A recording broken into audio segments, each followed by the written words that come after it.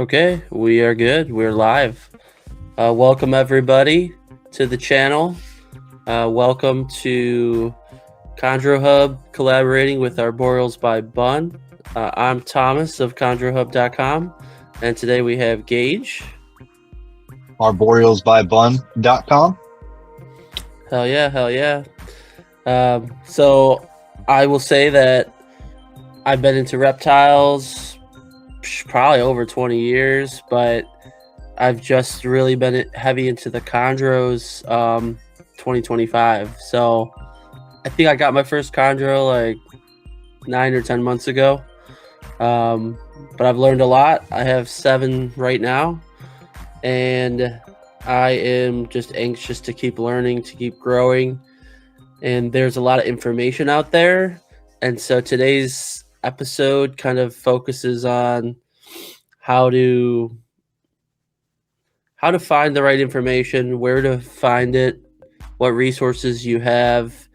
And it's just kind of like a nice light little guide for anyone who might need that extra direction. And then we'll kind of go from there. But Gage here has a fair number of chondros, and he's had some success. So, Gage, why don't you tell them about yourself? I will. Just let me 1 second. I just heard a loud thud out there. Let me go ahead and just make sure these dogs are not acting up. No worries. Just make sure, because they're pit bulls and they get into it sometimes. Not really bad, but let me just make sure they're not flopping each other around. You guys being okay out here? No worries. Everybody hey, okay? It's all about the animals. That's the thing. That's the thing with us. I care about the animals, care about their health. I think someone just like slammed the door somewhere. Okay, I'm just making sure. Puppies are good. All right. They're good. They're being good out there. All right. Sorry about that. So as far as your question, Thomas, I currently have 15 chondros, 3 of which I produced myself. I did have, more than that, but that's part of it, is you lose some along the way. Yep, that's true. But you've been keeping the chondros for what, almost a decade? I'd say my first run-in was around like 2013. Yeah. So there's some time in between there that I didn't keep and stuff. So I'd say a decade's probably, that's fair to say. Hell yeah. And you've been successful breeding, and you've produced some babies. So you one clutch right now. Yeah, but I mean, that shows that you've done what it takes. You've been in the chondro game for a while, and you know what you're doing. So obviously I have a lot to learn. I think I've learned a lot in my first this first year, but I'm always looking for the advice, and I'm always seeking out people who have got the wisdom and who are generous to share it. And I thank you, and I think we'll see some other people here that we mentioned in the video who've been good resources, or who've done good for the community. So if you don't mind, I could pull up the slides, and we can kind of start on the first section of the video. Yeah, sounds good to me, man. Hell yeah. All right, so let me pop back to number 1. Just a little basic little slides that I generated, just to kind of give viewers kind of an idea of what we're going to talk about, and some concepts to kind of go through as they're brainstorming about chondros. And I think the first question to ask yourself, if we're framing this from the perspective of let's say it's not their first snake, but let's say it's somebody who has maybe kept reptiles of some sort for a year or more. Maybe like they've had a ball python for a little while, or they've had a bearded, and or a corn snake, And so it's not someone who's like straight off the street, like never owned anything, and they're like, I want that snake. That's a green tree python. But we will hopefully gear this towards the beginning hobbyist or someone who's a little bit more new, and then we could obviously get more advanced and get into the nitty gritty. Sounds like a plan. I think you got a really good list up there. Just looking through it right now. Locality versus designer, pet animal versus breeding project, neonate, subadult, adult, choosing the right size. Yeah. And then maybe source, but we're going to touch up on that while we go through the rest of them. I guess we can apply source to each one of those, huh? Oh, definitely. Well, I think that's where section 3 goes about sourcing. Gotcha. Yeah.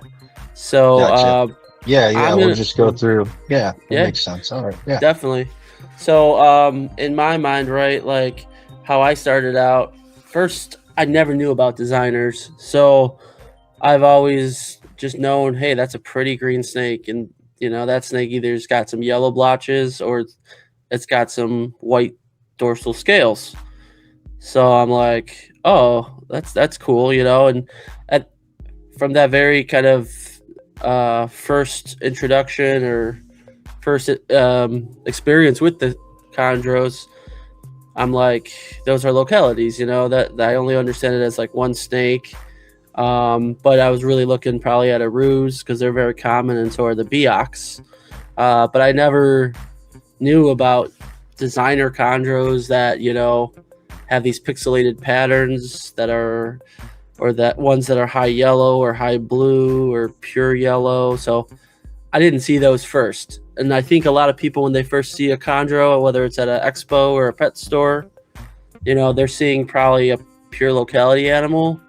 And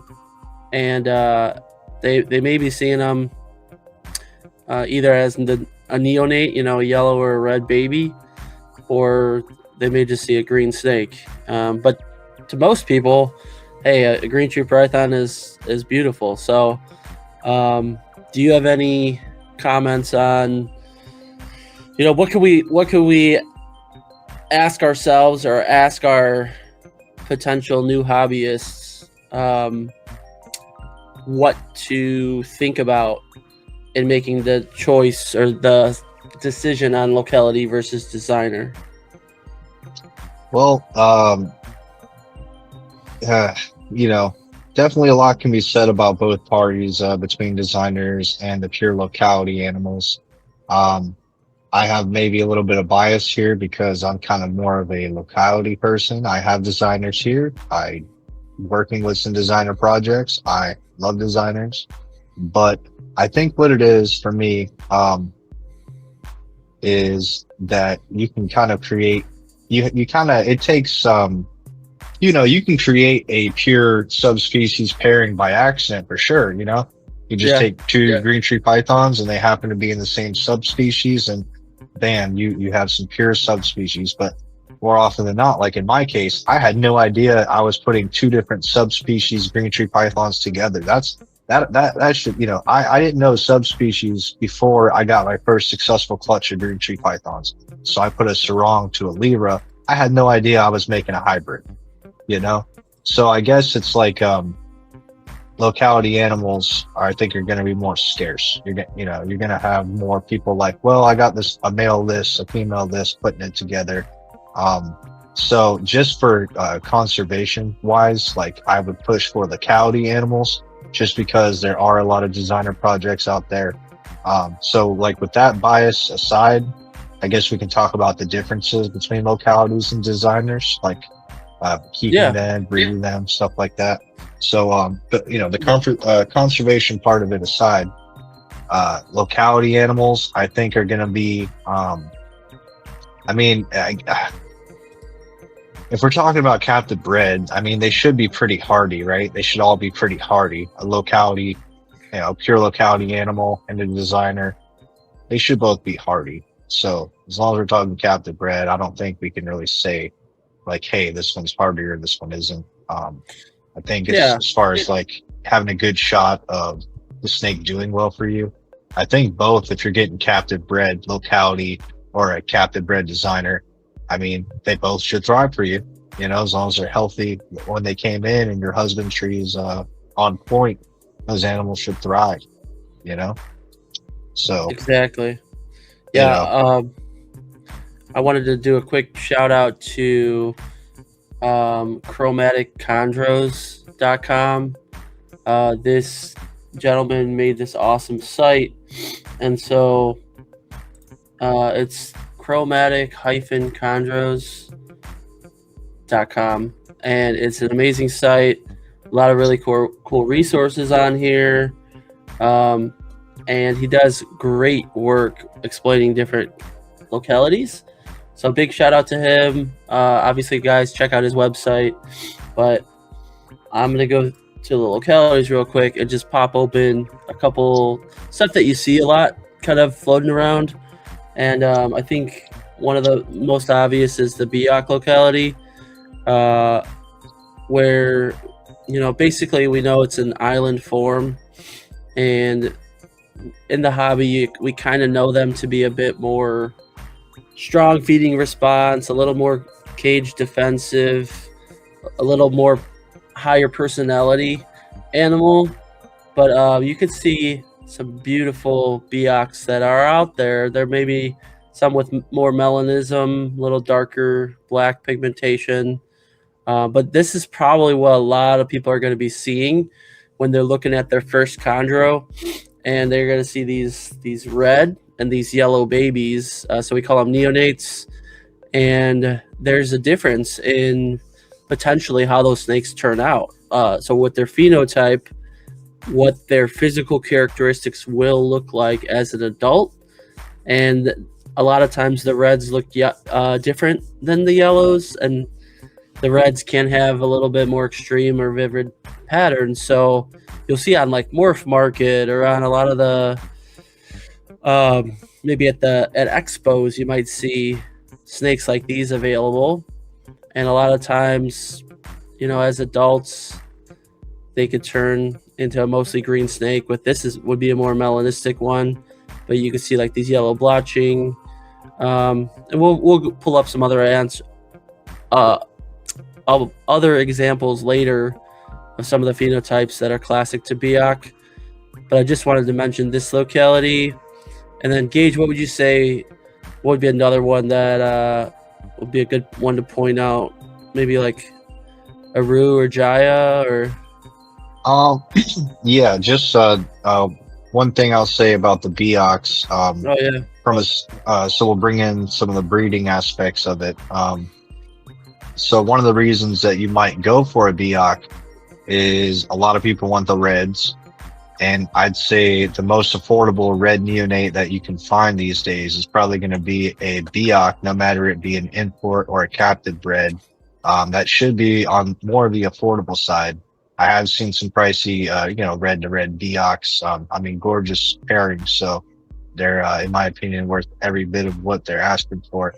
But you can find some cheap red neonates out there. And if you're trying to work some red blood into your projects, I'd say that's probably going to be the cheapest route. One thing I will say about the Biaks, because of their food response and because of their defensive nature, I have encountered a lot of them striking the side of the enclosure and doing damage to themselves. And even some like snakes that have crossed with Biaks are like that too. So Yep. if you don't want to deal with a snake that's striking at you, and not all Biaks will be like that. I have the biggest snake in my room is a red Biak, and she's actually pretty decent for a wild caught huge Biak girl. She's bigger than a ball python around, she's huge. But if you don't want to deal with a snake that's going to be striking at you quite a bit, maybe go with another locality like, or a subspecies rather, like Azuria, Morelia Azuria victoriensis, or Poker, Morelia Azuria Poker. Pulcher. Okay, so I would think some people would see Maniquaries listed online pretty commonly. So Hmm. I'm gonna pull up actually real quick the map of the kind of breaks chondros into northerns and southerns, and then it gives you 3 subspecies. So when we mention Pulcher, we're talking about snakes that are endemic to this a certain region of Indonesia. So let me just grab that here. Give me 1 second. Be really good to see. Mm-hmm. Yeah. There basically was so chondros. The reason why you hear this word chondro, um, green tree pythons were named chondro python originally, and then there was some more scientific studies done that split up Morelia viridis, and they basically have Morelia viridis, and then they have Morelia azurea, and within azurea you have three types. So there's kind of like 4 regions or 4 types of different localities or categories, subspecies. Yeah, but so if you go on Chondro Hub, I have a post. I have a locality section, and oh, okay, we should be good. That was just something else. Sorry. This shows us we have Morelia viridis. I'm going to try to zoom in here. Ooh. There we go. Viridis, Morelia azurea, Morelia azurea uterensis, and Morelia azurea pulcher. And so we see here there's this mountain range that kind of splits. It splits up Indonesia. Indo from PNG side, and it runs along and kind of splits it into a north and south.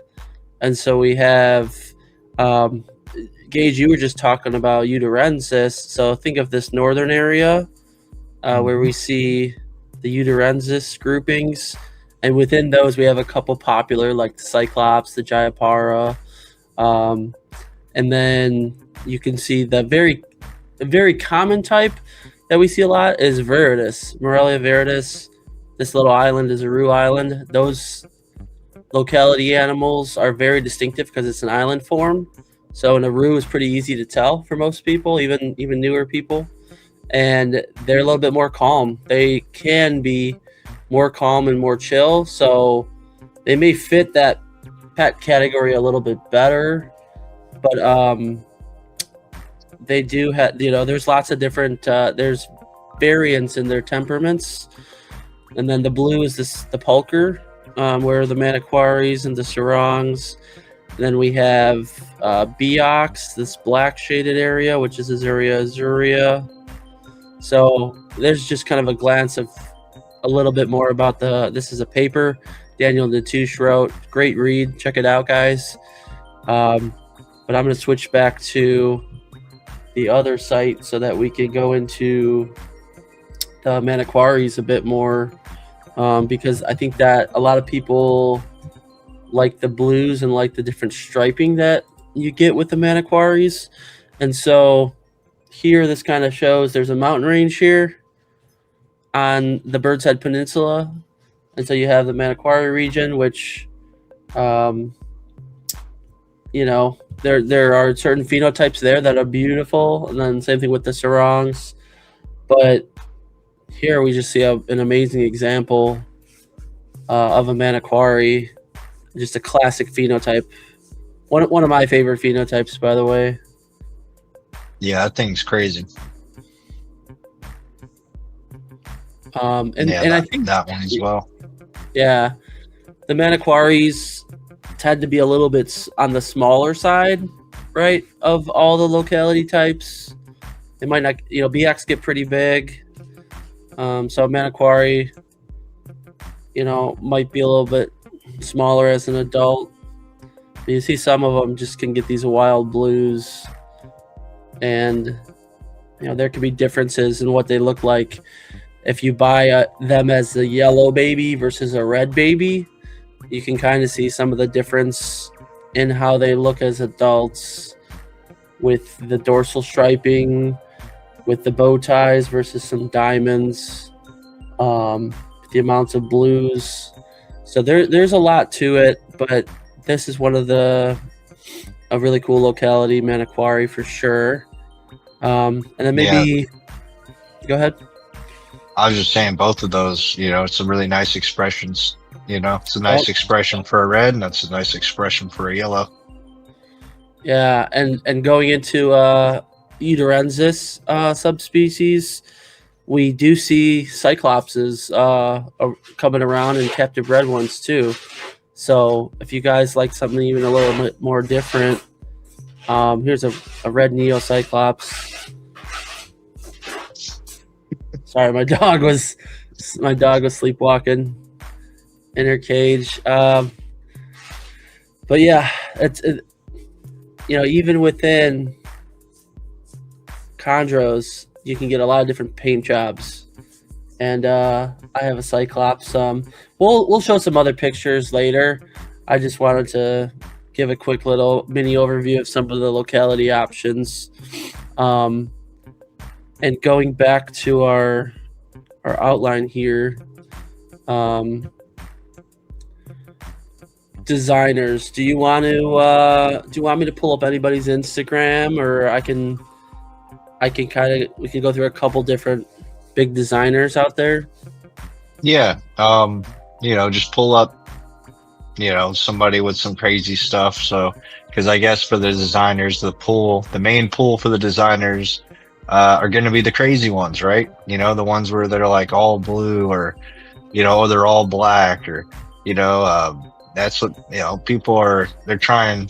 It's they're trying to go for like something crazy that you can't find in the wild. Yeah. Let me pull up a friend of ours, Jason Banab. He's got a ton of chondros, and he's got some real nice designers in his collection. So I want to show you, all you viewers, just some great kind of different types of paint jobs with the designers that you can get. So like here would be a nice high yellow, I would call it. I don't think he named this one. There's probably it's an ID definitely like number. majority yellow. Yeah, but yeah, I mean, if you looked at some of those adult green, mostly green chondros, and you're like, oh, my favorite color is yellow, and you want a designer and you want a display animal, living artwork, shoot, there's high yellow chondros out there. They might command a pretty price, but they're a gorgeous animal. Yeah, I've had a lot of people be see like the babies, and then they see what they look like as adults, and they're like bummed out. They're like, man, if that thing stayed yellow, I would totally buy that. They're like, I don't want it if it turns green. Like people who don't know anything about like the snakes, when I'm like, we're just chit chatting and I'm showing them baby pictures and like adult pictures. So like, what happened? Why is it green? Wasn't it like red? Wasn't it yellow? A lot of people, they want to see those bright colors as adults. So the high yellow stuff has a mass appeal, Exactly.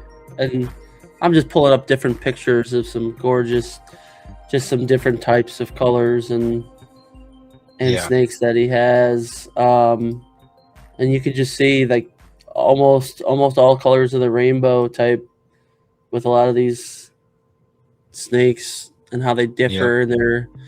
And even like the dark red. Yeah. You know what I mean? Like how dark the reds are. It's like in the wild, I'm sure it happens too, where like reds get together and then those reds get to, but since we can control like what gets paired together, you get some really deep, dark chocolate reds, Exactly. Art of Chondros by Dimitri. He's got some killer stuff. Just some crazy looking. That's wild. designer looking snakes. You can see the, blues are very popular. Bluish colored snakes in the designer world. Well, you mentioned the high yellow. There are, I mean, this is a pretty famous snake, Mary Jane. Mm-hmm. That's a So beauty. pretty, bro. Yeah. And what would be another cool snake to show real quick? Let me go to let's see this page. We got BMC Bioscience. We got Bruce. He's got some really pretty snakes. So this blue line animal, and this is by Dave D, a very top breeder. You can just see how freaking gorgeous that animal is, and the blue and like that shade of the almost like yellowish green, like that's it's a stunner right there.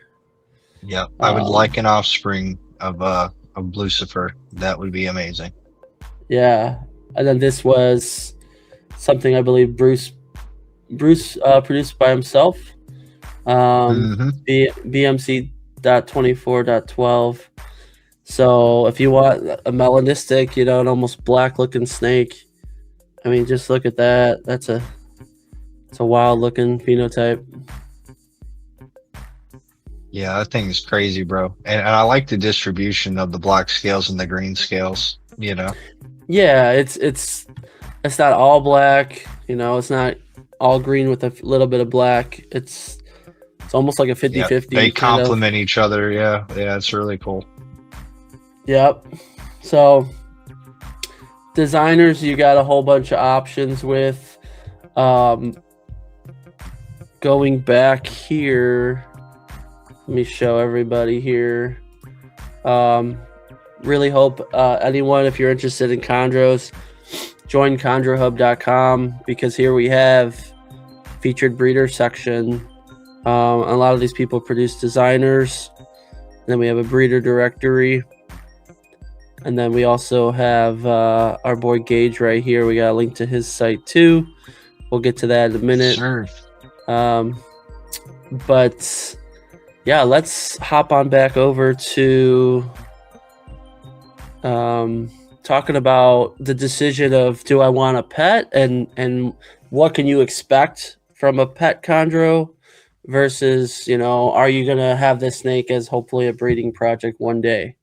So I've always been a reptile hobbyist that was mainly a keeper.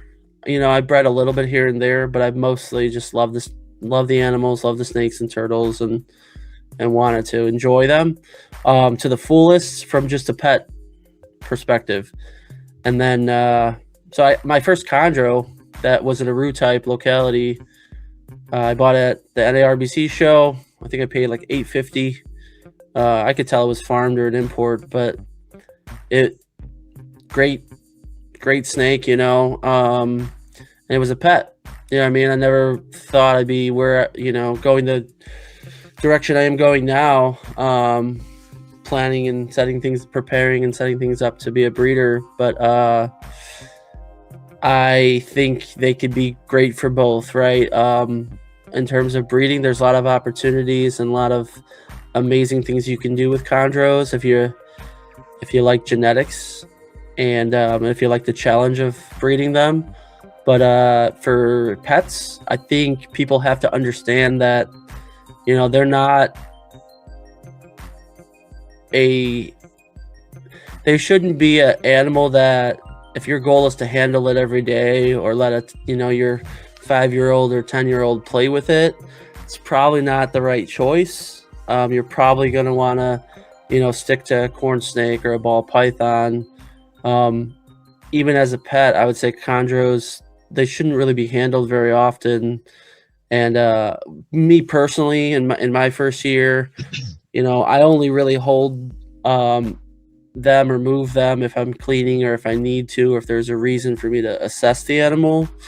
I've free handled my Aru a little bit, but it's pretty much intermittently and seldomly, because these snakes do stress a lot easier than some other animals. Just so everyone knows. So, Gage, what do you think in terms of, um, if someone's like, I want a pet, and they want it to be a chondro, they have no goal or aspiration to breed it. Any pointers you would say for Well, them? yeah, I'd say if your goal is to get a pet and you don't have to breed it, I'd say, it opens up a lot of options. Like there's some snakes that maybe has some skin folds, maybe some minor defects that don't necessarily make it a bad pet, but might not make it the first choice for your breeding project. And you can usually find these animals at a discount because a lot of these breeders, if they have, such a snake with such an issue, they might be willing to sell to you cheaper than, what you're used to paying for a chondro that didn't have that skin fold. So, yeah, I know a lot of people that are, they want into the chondro game, and they're like, hey, if you get any kind of problems, any defects, and you want to sell it to me, let me know. I just really want a pet snake. They're hoping to pay like, 400, $500 for a chondro, and that might be their in if they just want a pet and they're not trying to breed. Um, I'd also say if you're just trying to get a pet and you're not trying to breed, well, why don't you pick a nice one so that, I mean, I'll endure the, all the issues if we're working our way towards some baby chondros. Like if the snake's going to be bitey, but I can get some eggs out, I'm not worried about it. It's not a pet. And we're not even just talking about handling it, right? We're talking about like, I have no aspirations of holding these things. Like not that I don't want to, but that it's not worth the stress that you're going to induce. So, basically I don't want to, every time I open the cage, like, oh, I just dodged a strike, So I'm not even talking about holding these. I'm just talking about I'm going in and putting water in. There are plenty of these snakes that I can just open the lid, put the bowl down in there, and I'm not trying to block my hand from getting struck. They're just not going to strike at me. They're chill. And then, the ones that I actually only have one snake here that'll do it, and it's a baby biak. And it doesn't matter where I'm at, how I open the cage. As soon as that lid comes up, the snake strikes. If I try to do anything inside the enclosure, that snake is striking. So, it's not fun. Even if you're not someone trying to hold the snake, it's not fun. So if you're looking for a pet, I would definitely avoid the snake that's biting at everything, because even if you're just trying to spot clean and move some water dishes, whatever it is, you want something a little bit more manageable. So I'd put up with more for a breeding project. If it's a pet, try to get a nice one. That's it's my input on that. Yeah, And then I agree. maybe age. Yeah, I think keepers, hobbyists have the choice of what size snake that they want to start with, and we kind of have like there's a spectrum of sizes, but really you have neonate category, so think baby, and then you have your subadults, so maybe your yearling 2-year-old snake. It's got some size on it, but it's still younger, and you kind of may have an idea of how old it is. And then you have the adult category where some people might know how old, some people might have no idea, and it's just a big animal. And if you're buying a big biak, if you're trying to start with a snake, you might not want to start with an adult biak, because they're going to have that more heightened defensive bitey personality, and it's gonna be a little bit more work to get in there and clean the cage or remove the snake and manage it. But also, it's an adult, and it might be 5-6 feet with some long teeth. So if you do want a biak and you want to have a pet, maybe starting with a neo or like a yearling might be a more manageable and easy starter size. What do you think? The one that's giving me the most trouble is a yearling, and it's a female. So I'm telling you, if it was a male, I would probably be trying to part with it because, dude, I just don't have time. I have a lot of, I have a lot of things to do. And imagine if I had even just one clutch under me, then like one clutch of eggs hatched or something right now. Yeah, that's even less time we have. So Exactly. yeah. So I think what I'll do next here is instead of going right into enclosures, let's just show some pictures of some different sizes. We'll just go on Morph Market real quick just to show people kind of what is out there and kind of what are some common sizes or some common classifieds that you might see, especially if people are trying to get in that lower price point, how the market currently looks. So if I go into here, let's see.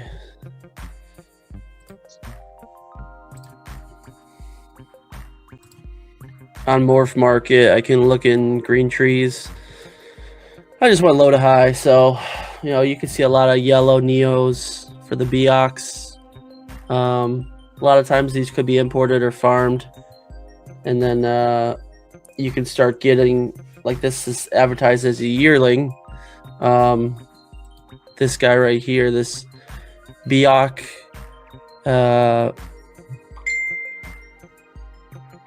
it says it's captive bred, but it's you can see that it's going through its OCC, its color change.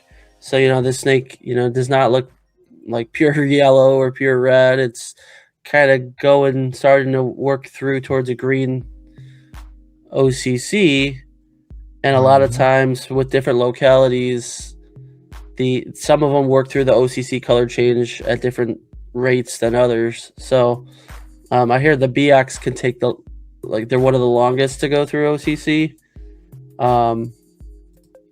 But you'll see different snakes posted in different stages of, I guess, OCC. Like this snake right here, a Beox posted. I would say that's got to be, birth 2024. So doesn't say when, but what? Hold on, sorry here.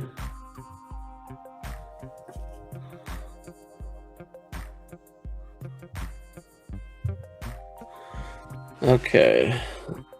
And then let's do this.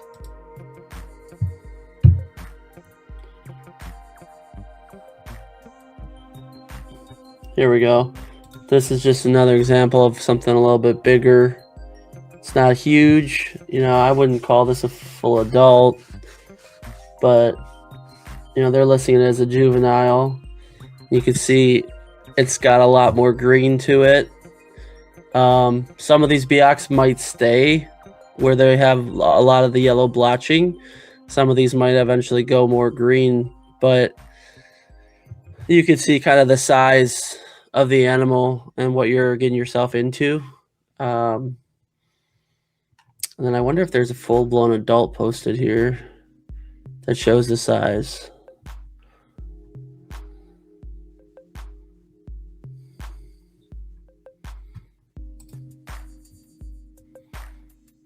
Because I will say I have gotten a straight up yearling, maybe a year-old Beox import. I got him from a really good importer, Dan Mallory. And this snake, it had the Beox personality. Like, it would strike at the cage doors a ton. Very, very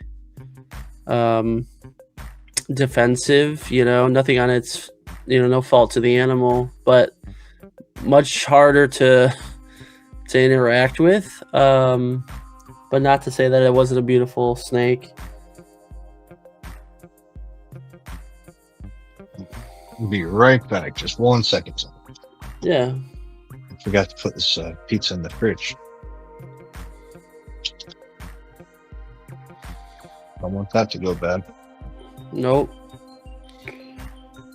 And so here are also other examples for everybody. You can see, you know, red Neo Cyclops, Cyclops captive bred. We have a yellow Neo, captive bred animals, some locality crosses. So there's a whole bunch of stuff available on the market.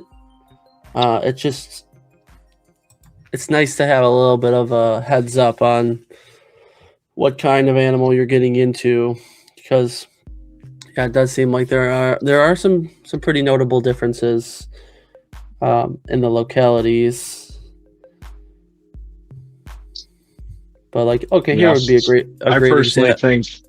I think that Uturiensis and M.A. Polker have been the most kind to me in terms of, you know, like I've taken, I just had less trouble with them. I've had some Arus that were defensive. I've had some Biaks were defensive. And, I've had others of those subspecies, but mostly they're, Uturiensis and Polker mostly been chill. Definitely. Here's an adult M.A.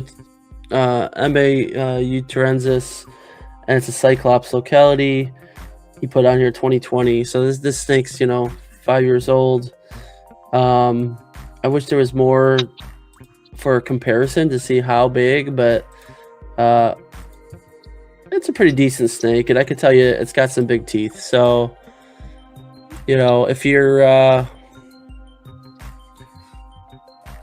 all shy or nervous about potentially getting tagged, don't start with an adult. Adults also, they may be so used to their prior home or the parameters of the previous owner that you're really going to want to mirror and copy how they've been kept. And those snakes might do better if you continue on how that animal was set up. If you do change an adult, it might be a little bit less likely to adapt to the changes or do as well. And so that's another part about if you get younger, you can kind of start fresh and they're a little bit better, easier to settle in. And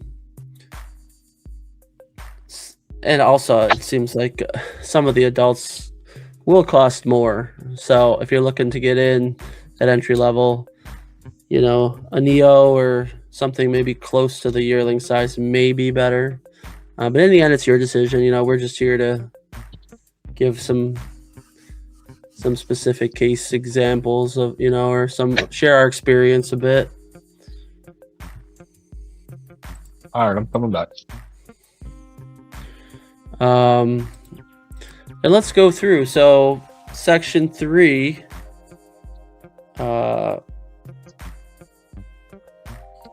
we will highlight sourcing your chondro.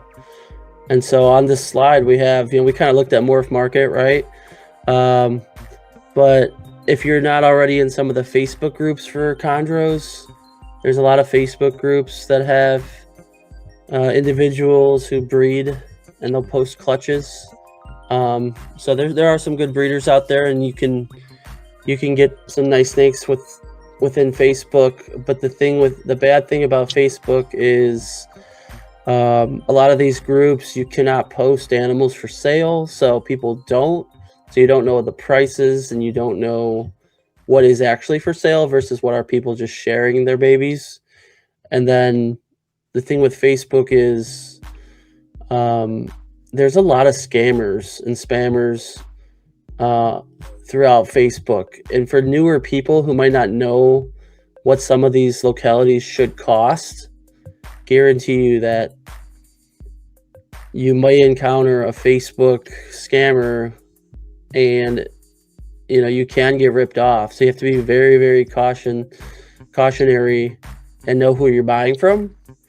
So that's why personally I kind of like networking and learning breeders, and within the groups you kind of can ask around and see who's producing what. Or you can look on, Instagram pages and see different breeders and see that they do work with that animal. They do have pictures of the parents, or even if you go on, guys, I'll do a little shameful plug, but Chondro Hub. Once again, I really want this site to grow, and I think we're going to give a lot of value back to the community. On here, it's a free membership. I have it organized for everybody. Now it's changing constantly and evolving, but I have some featured breeders up here. Like we have, you know, Bruce Carpenter and Bill Stiegel and Tetraham Chondros. He's got some killer stuff. He's a little bit of a newer designer breeder, but he's had some mad success, and he's produced some killer fucking chondros. So I will say that, but I have a breeder directory up here, so it goes by state, and I try to keep this as up to date as possible. People from different states, and I have links for individuals. So like if you're in Florida, if we click on Ian here, this links directly to Ian's Instagram page, and so you can see some of his stuff that he's got and things that he has available. And this is a good breeder, good guy. It's S&J Reptiles. But as a directory, as a guide, you know, hop on over to Chondro Hub, because I'm only listing people that I know of and that I've heard of and that people can vet. And so we have a lot of breeders listed. And then members who do breed can make their own little profile. And, you know, Francis makes some really interesting designers. I know he's also out of Florida. But you can see we got Robert Hamilton. We got Mikey Marshall, Bill Stiegel. You know, there's different... You can click on here and you can see a little bit more about each person if they've wrote. But forums to talk about designers and localities. And I got a whole husbandry section to kind of give some nice structure and a good resource. And then we go into YouTube.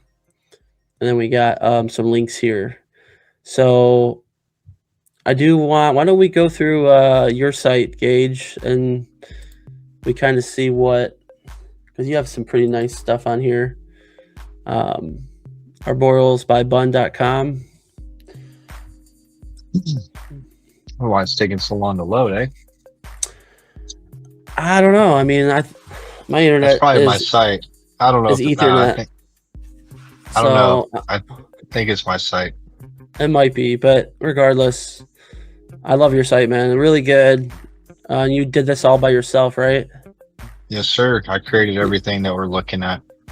Yeah, literally. So he makes great stuff. This is an awesome logo you made, and then all these backgrounds. And I love... Is this the intro video you have? Yes, sir.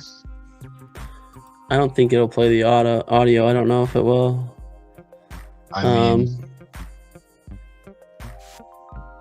no. But yeah, if you guys can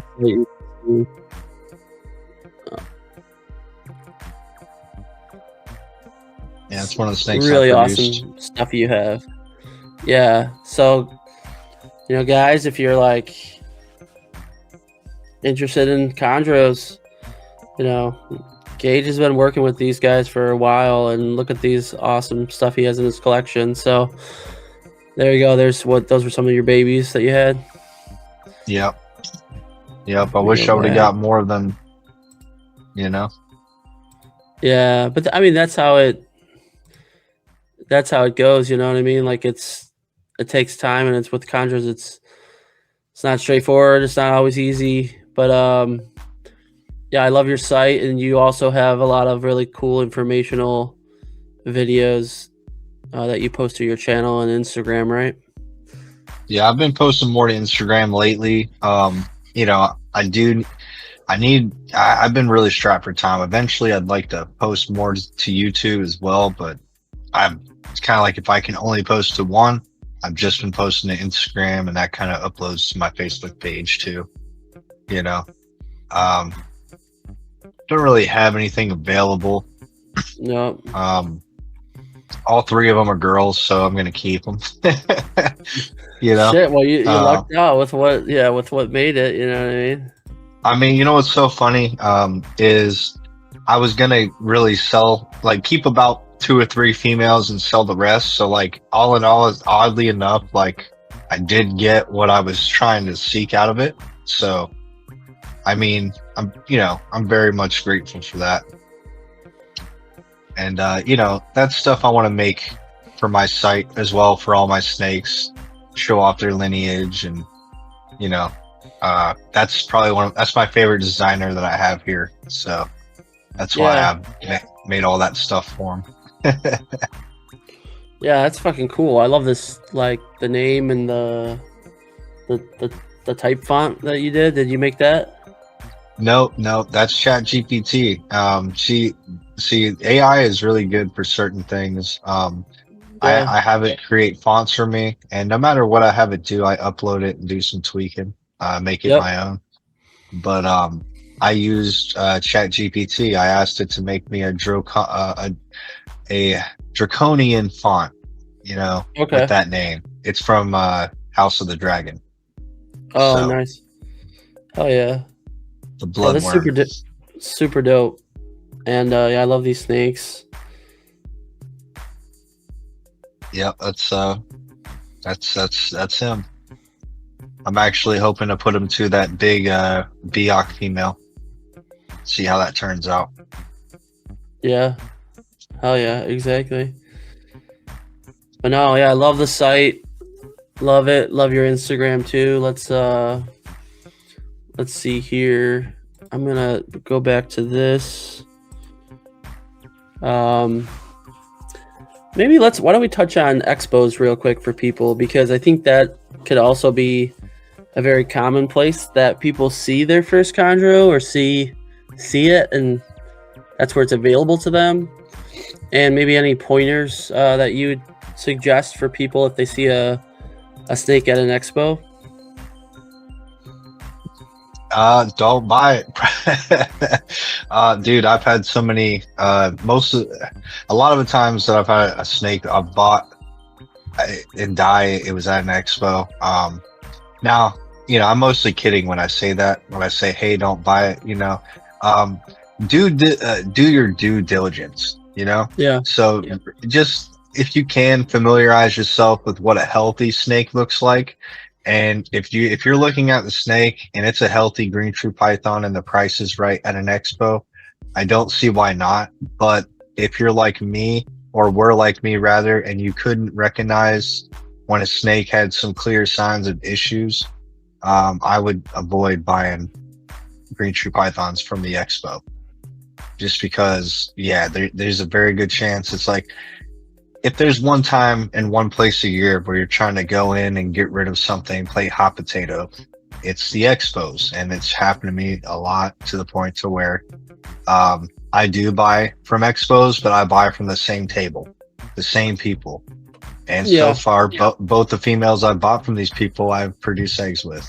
Now, the second batch didn't turn out like I wanted, but I still got eggs out of those two girls.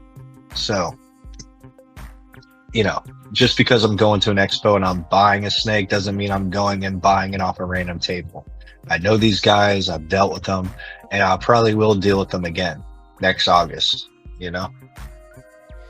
Yeah, I definitely think that, if you're at an expo and you see, a person with 50 leopard geckos, and you just see like a little green tree python in a deli cup, I'd ask myself, like, where do you get the snake from? It'd be weird if he was a breeder to just have like one all by himself, or not have pictures or a lot of information about how he bred them. And so a lot of the shows you find, yellows or red, neonate, probably imported, farmed Beox, that could have heavy parasite load. Hey, honey. Sorry, my dog's acting all up. right. My dog does the same thing. Yeah, earlier she was like daydreaming or something. But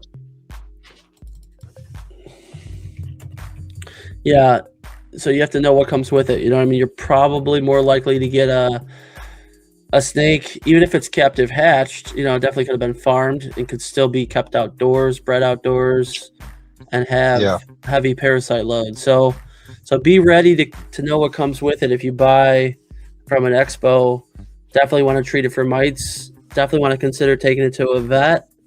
And then that also kind of leeways into our next topic. Our next point is nido testing and nidovirus.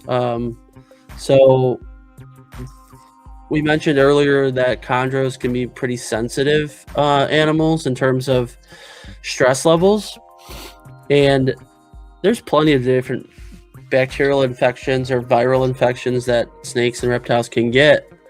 But one really, really potent or kind of serious concern for people would be nidovirus. It's a type of serpentovirus, and this can devastate a chondro. It can devastate a collection. And if you Yep. are buying from anyone, really, if you're buying from an importer or you're buying from a breeder or at an expo, it's always good to know if they've done a nido test on it to see if the snake has nidovirus, because this is kind of like it's kind of like it's a long-term chronic illness that the snake could be a carrier and live out its life just fine, or it could decompensate very fast and it could spread illness to your collection, could kill other green tree pythons. So it's something to really know about. I think it is pretty well known in the hobby, but there are people who don't mention it or don't bring any attention to it because they want to sell snakes that, you know, they don't want to know if it has nidovirus because that changes how they can sell it. Or, they're good and bad people. There are good and bad people. There are shady people. There are people who will test and who will, work with you in terms of how you want to verify the health of the animal. But I don't think that it's a hidden secret to green trees. I think it's pretty well known, I would say. Like when I got into chondros, I learned pretty quickly about nidovirus. I don't know, Gage, how did you first learn about it? Well, it's somewhat of a new thing for me. Honestly, yeah, I can tell you exactly when I learned about it.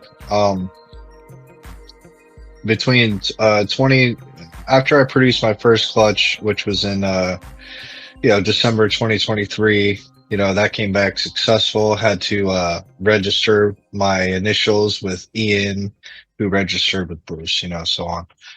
So Bruce got in touch with me. He was like, "Oh, so you're the guy who Ian was talking to and produced some snakes."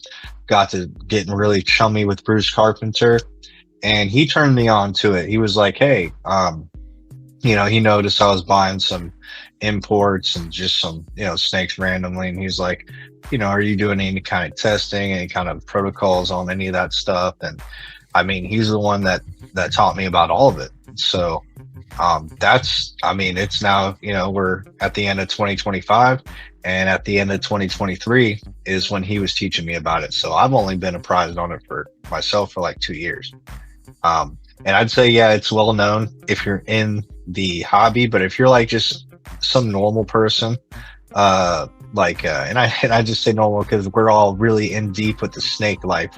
Yeah. We've gone so far into the rabbit holes and stuff that that we found this information. If you're just somebody who's like, you're working a 9 to 5, you're not really a social media buff, you're like, you know what, I feel like getting a pet snake at home, you just buy it.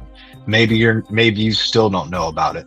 I'd say if you're in the groups, you should, but if you're not like on social media, and there's a good chance you might not even know it still exists. So Exactly. Widely known in our community for sure. Yeah, in our community, definitely. Yeah. So I definitely wouldn't recommend starting with, if you're going to get green trees, you know, don't start with like 5 or 10 imported snakes that, start with one snake first of all. And then if you're going to do imports, you better know everything about what people do when they get imports in, and how they screen their health, and you better be knowledgeable about disease, because that's the biggest thing that will affect you. I'm going to open up right here a quick little overview for people about nidovirus. I literally just Googled it.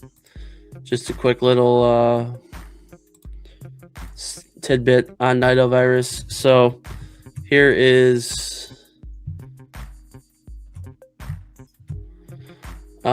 what Google AI says, talks about it.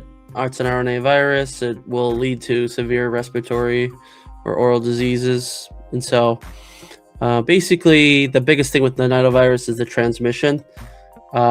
Here it talks about respiratory secretions, or like fomites, such as like feces or urates from infected snakes. So if you're using separate tongs for this animal for your snake, and you're using hand hygiene between enclosures, or you're just not cross-contaminating, it is possible to really have good biosecurity. But the thing is testing is necessary, because you could have asymptomatic carriers where they don't look sick, they're not wheezing, they don't have bubbling at the mouth or respiratory distress. They look perfectly fine, but they have nido, but it's not affecting them. But if you stress them out, or they get some sickness, or you try to breed them, or you cool them down or something, then that nidovirus can flare up, get them a bad respiratory infection, they can get a pneumonia, and they could die real fast. So that's why a lot of people really want to avoid nido positive animals. And if you had the option, if you knew your snake that you're looking to buy has nido, probably should avoid it. I really wouldn't recommend anybody buying a positive Yep. snake. Even if it's for free. Like if you have two other snakes and someone's like, hey, I have a free green tree python, it's wheezing, or for whatever reason, or if it definitely has nido, you don't want it. You don't want exactly. So here's a lot of the signs and symptoms of what you might see in a snake that's actively shedding the virus or sick with nidovirus. And then this talks about how it's managed. But all we really know is we have the diagnosis is done by PCR testing, and even then you should be cautious, because you should know whoever you're buying the animal from, there should be some level of trust that they are collecting a good swab, they're swabbing the animal appropriately, and then that's getting off to a qualified processing facility. So at least your first test, that the snake could be nido negative. And real quick, I'm gonna give some content for people, because it's a perfect resource. Everyone should know where they can test for nido, or who they could use, because you really should be, if you're purchasing the snake, either that seller better be testing for you, or you should be testing also when you get the snake too. And I have going back to here on Chondro Hub, we have a section on biosecurity. So I have a link here. Fish Head is probably one of the best places that you can do nidovirus testing. They have lots of different tests, but that's what I use too. Yeah, and you can get a kit here, and you might say this price and be a little bit like, that's a lot, but it's worth it. You want to know if your snake has nido or not, because it could really lead to a lot of vet bills, a dead snake, and also possibly endangering your collection. So definitely recommend. Fish Head's a great company that gives you kits where you could swab the snake and send it in and get results pretty quick.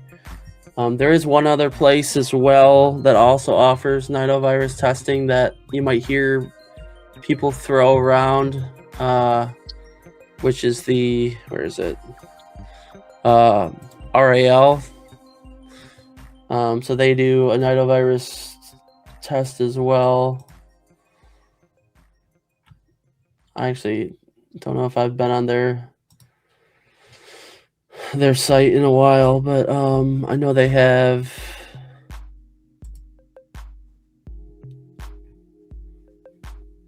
Here we go, reptile amphibian.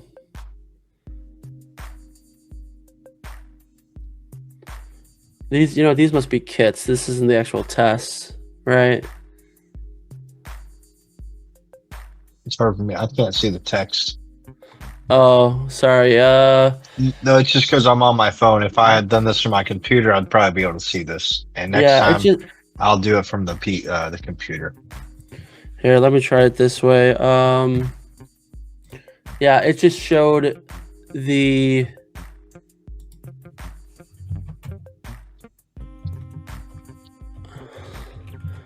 swab kits, but I wanted it to see where it's like the whole all-in-one package for people, so they could see like, oh, hey, this is the test here.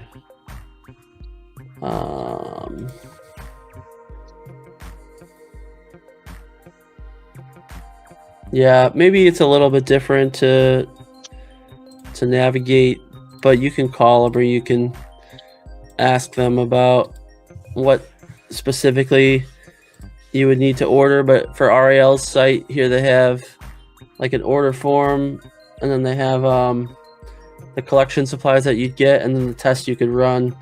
And here they offer the nidovirus test. It doesn't say where the price is, but I don't recall how much their nidovirus tests was running nowadays. But I think it was a little cheaper than Fish Head. But I know Fish Head's kind of like the gold standard. Oh, here we go. So here's RAL's submission form.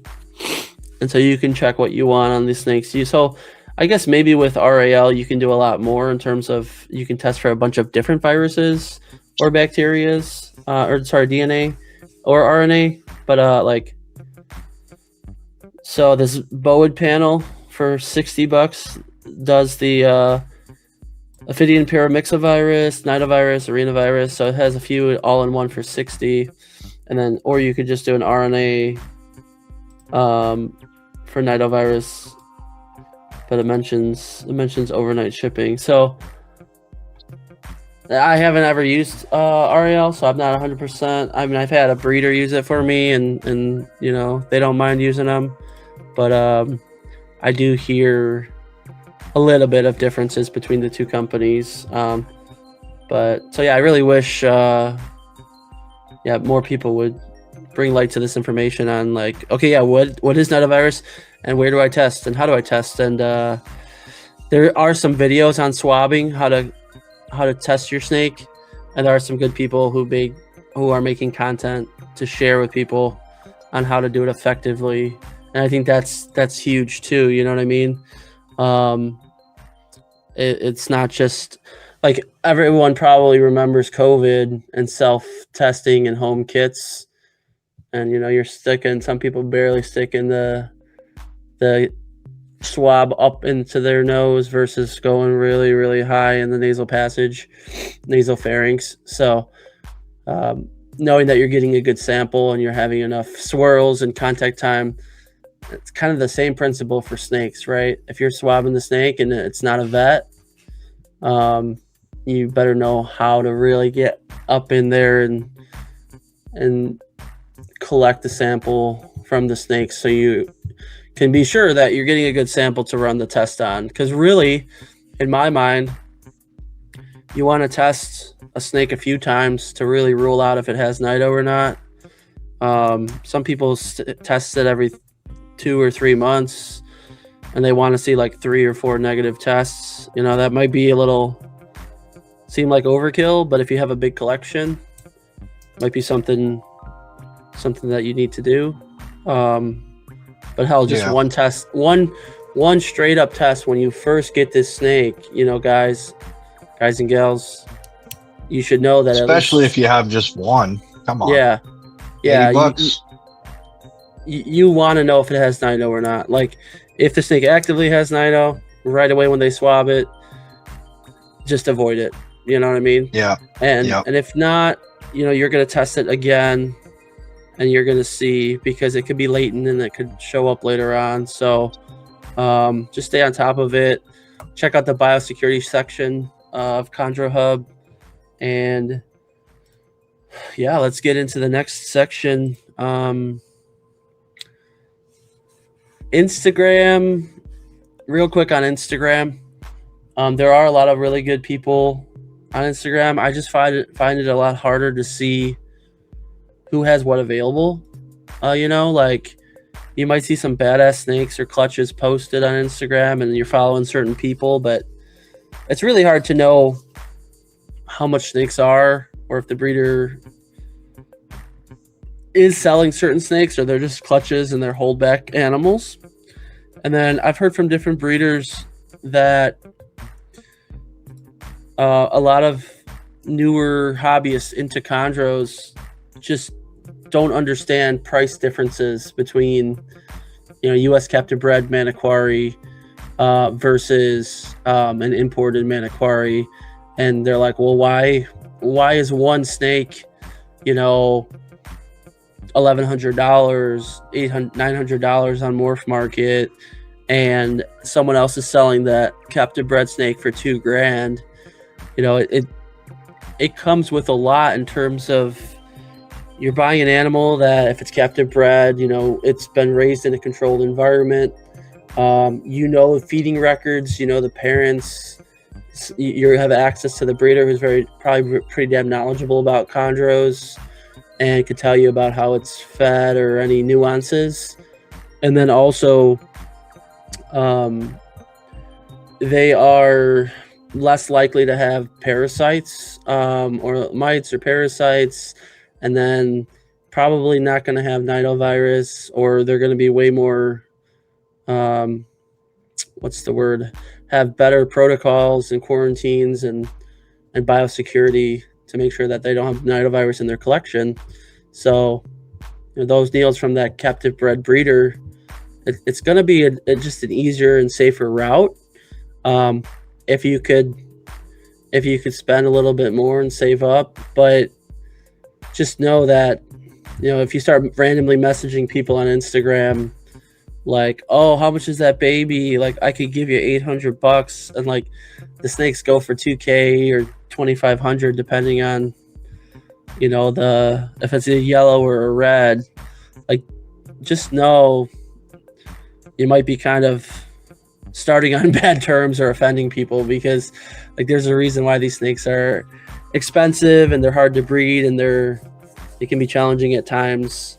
So like, just know you're getting into a more expensive species. One more factor I'd like to just toss in there that a lot of people don't, and myself, I've recently come to this realization, is a lot of those subspecies and localities are harder to receive Nido negative. So like, the ratio at which you'll see animals that have Nido from a certain area are higher, and that's another reason why they'll charge more, is because not only are they harder to find over there, but with the place that they come from, like the exporting place, the farm, whatever you want to call it, they'll have a high Nido rate, just like that issue that Adam had.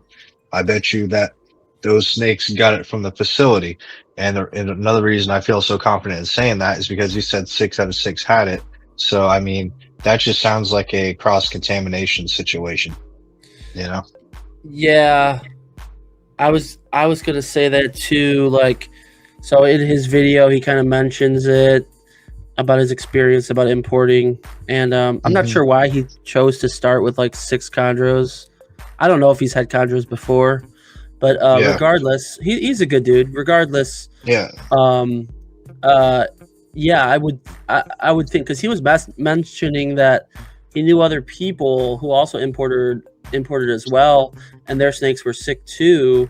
So you got to wonder, like in the wild, nidovirus could be present, is present, could have asymptomatic carriers, but these snakes are geographically dispersed. They don't interact with each other, probably besides just for mating.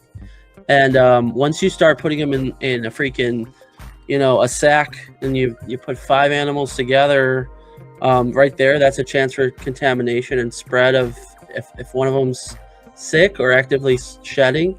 But also in these facilities, when they have to feed them or water them and stuff, if people are touching them, handling them, and not washing or sharing tongs and things, oh my God, you could spread nido so quick and infect the whole shipment.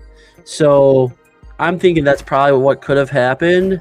I know we don't really know because there's not a ton of information in that nidovirus video. doesn't discriminate between boas and pythons is another thing. True. You could bring in a green tree python, and if you have a ball python and you use the same set of tongs, well, good chance that ball python now has nidovirus as well, because it doesn't discriminate.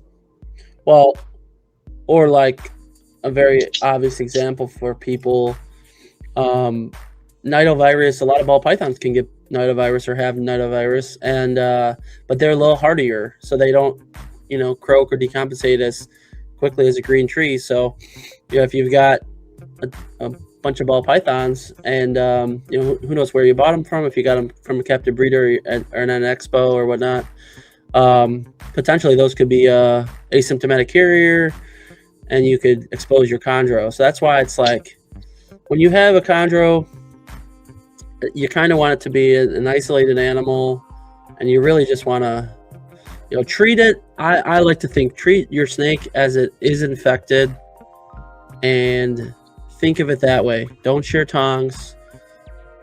Don't go in there and touch the cage and touch the snake and touch the substrate, and then not hand sanitize, and then go work with another animal. Treat it like it's sick or contagious, and also treat it like it is sick and immune compromised, and you're gonna give it better care, and you're gonna really tighten up that biosecurity, so that hopefully that's how I do it as well. Yeah, hopefully it won't ever get nido. So I highly recommend that. And yeah, going to right here, I have just a quick touch on Instagram. I love some of the stuff that Chuck from Chill Chondros has done. He's got some really cool. I know he's done imports and captive bred, but like, let's say I came across his, I'm like, yeah, I like the the maniquaries and whatnot, and you can see on his page he's got some beautiful snakes, but like you can see, oh, okay, he's got a video of, that's pretty badass, him, a snake laying an egg. That's pretty cool. But yeah, you're like, oh, okay, this guy breeds, like message DM Chuck and be like, got any snakes? And they're like, what's your budget? And you're like, I don't know, like, don't they go for $500 or $800? And some people might not respond to you, or some people might say, save up and come back to me. But I don't think with Instagram either that they are allowed to post prices. So you're not.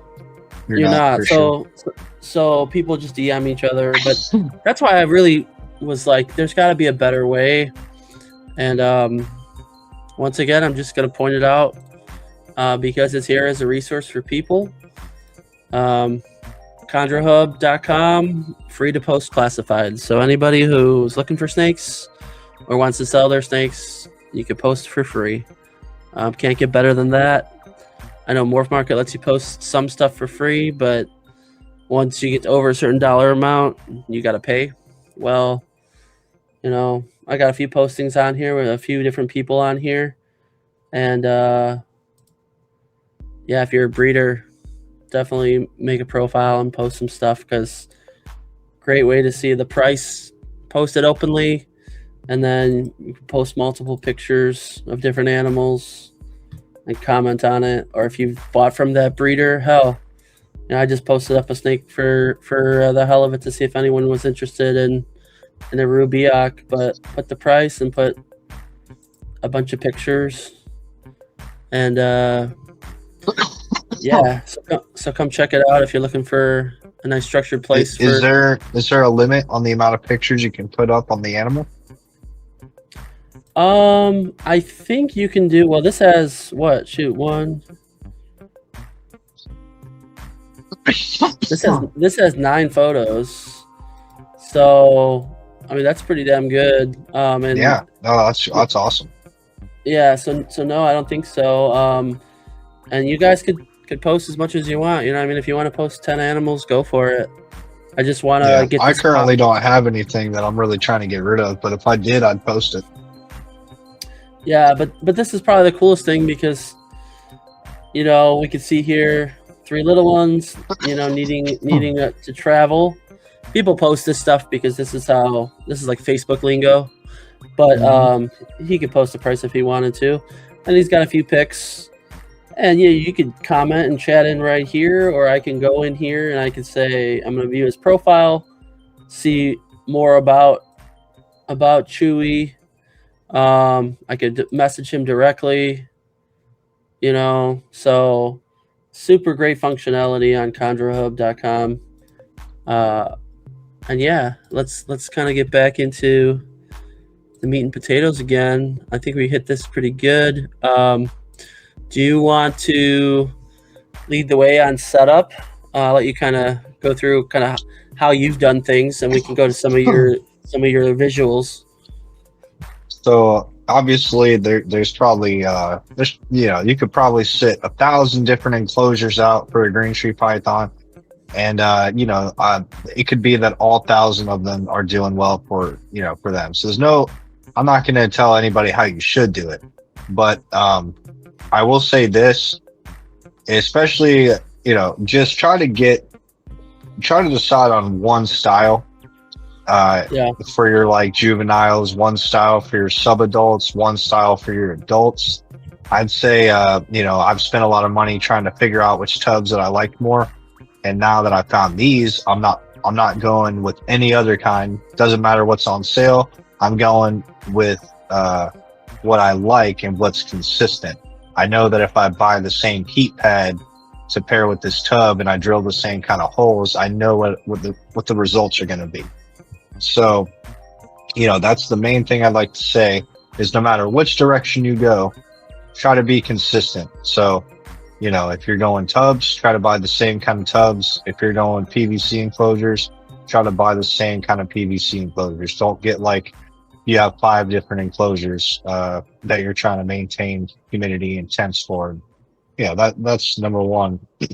Number 2,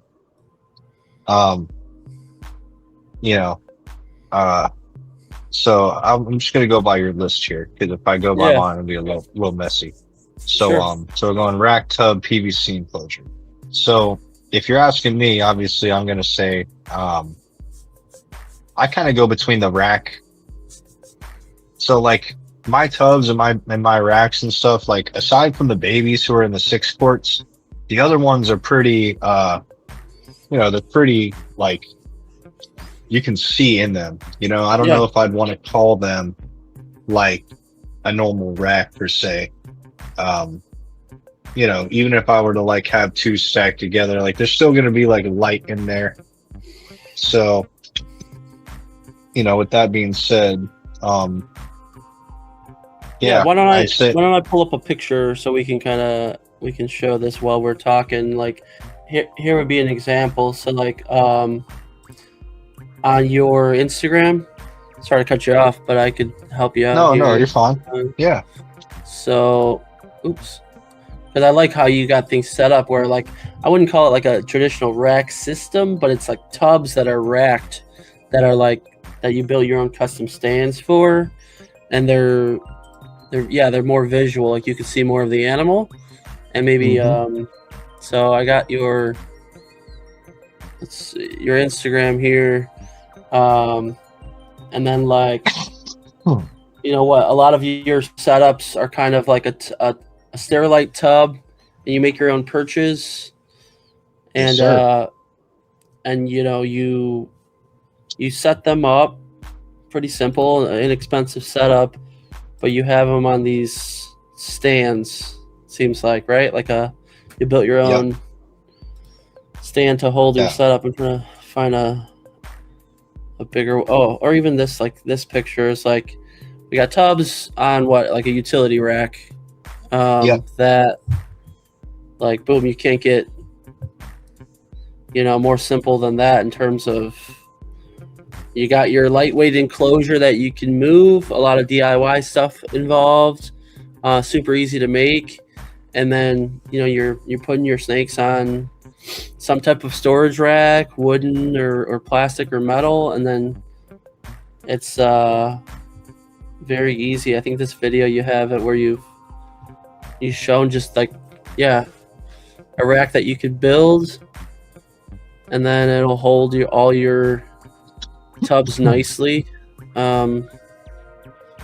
That's a single stack. I'm actually working on a double stack. That's what I'm trying to pump out right now. I know a lot of people are probably like, oh man, like you talk about accessories and certain things. I'm in the engineering process and a lot of this stuff, and I'm kind of building it because I had needs for it. Like the double stack, I haven't that built because I need a double stack, and it's kind of like once I'm done building everything for myself, maybe I'll start listing some for sale, but I will definitely be listing where people can get the materials to build it themselves if they want to, Yeah. Yeah.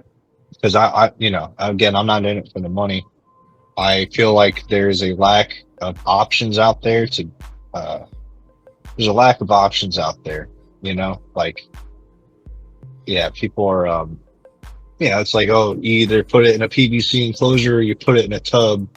And I'm trying to find like a little bit of middle ground here to where like I can still not spend a whole lot, it not take up a whole lot of space, and it not weighing a whole lot either. If I take Well, all the tubs out, I was just gonna say, if I take all the tubs out, each one of the tubs are light, and the rack I can move myself, even the larger one, exactly. Like, just example, like just right here, on the screen. What would you say this stack right now? How many is it? 4 high? Yeah, it's 4. What? That's What the was one I stained. Okay, so what would something like that? Let's just say roughly these 4 tubs, the heating and the wood. What do you think that ran you for 4 enclosures, roughly? So, well, I'll put it to you like this. I paid roughly $230 for everything, including the staining and the clear coat. So if we're gonna minus like the clear coat and the staining, you're looking at around $200 between the tubs, the heating elements, the perches in there, the water dishes. I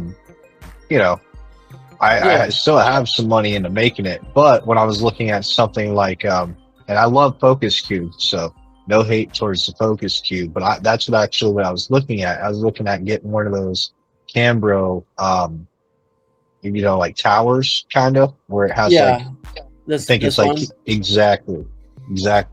That's nice, Dude, but those things are so nice, bro. I'm telling you, if money wasn't a thing for me, and like yeah, I was rich, I'd probably like buy something like that. If money's not a thing for you, those setups are clean, bro.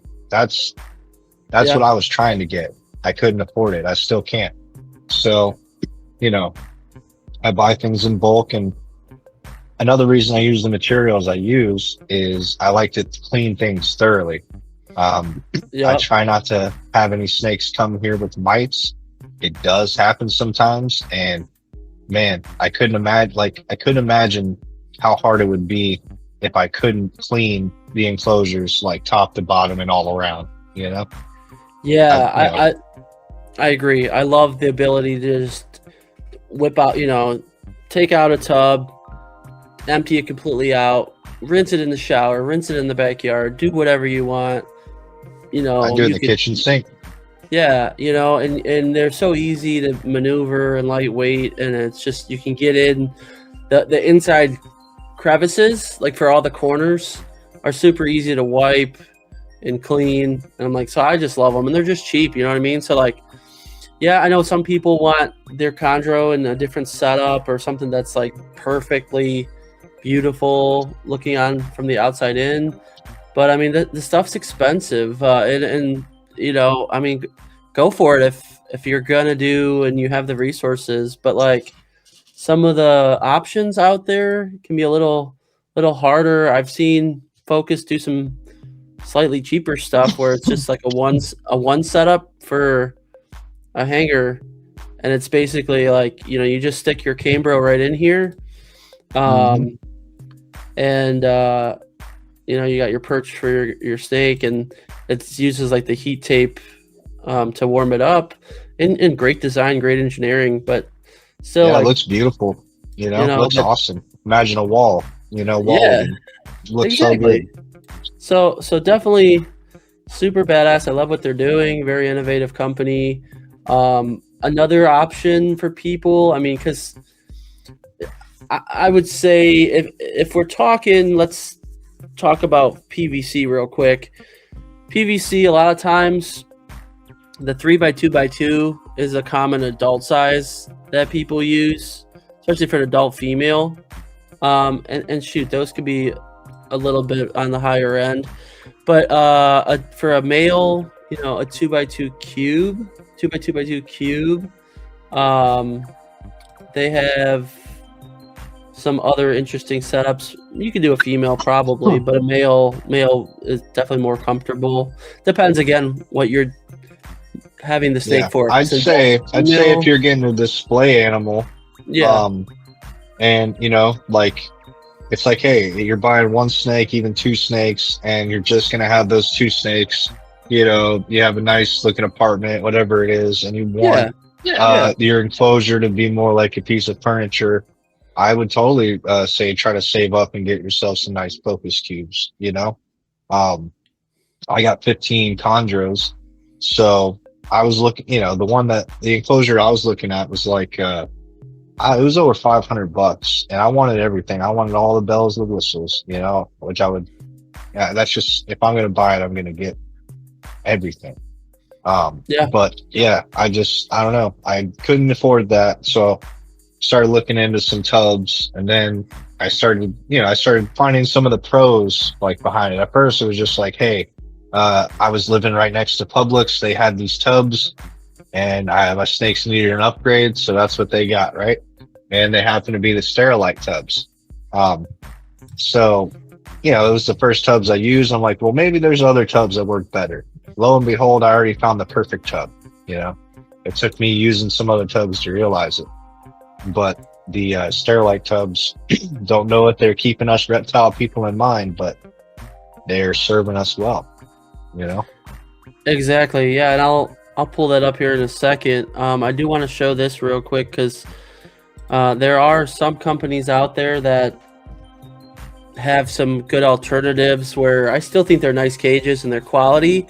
They may be a little heavier or maybe not as cutting edge, but um, for some people who might be more budget sensitive, animal plastics cages, they make some good stuff, and you know, for a 2 foot cube, like that's a pretty nice price. It's just sometimes a lot of these companies that custom make them, you know, they're out of stock or there's a big lead time.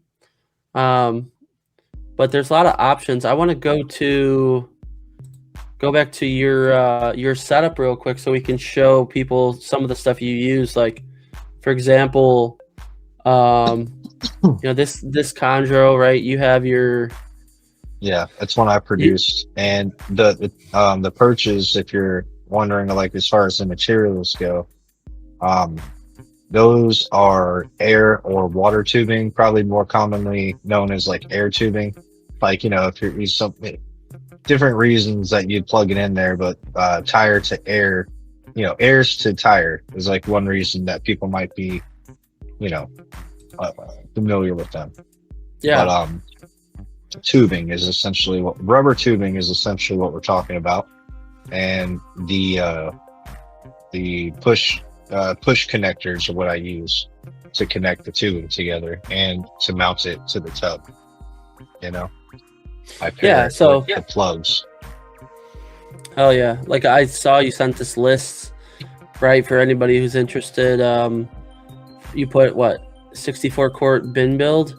So you Yeah, got the connectors listed, the tubing, and then you got the sterilites. So like you got everything laid out for people who, if you wanna, you're gonna be getting a bunch of chondros, or even if you want to just do one, buy yourself the sterilite.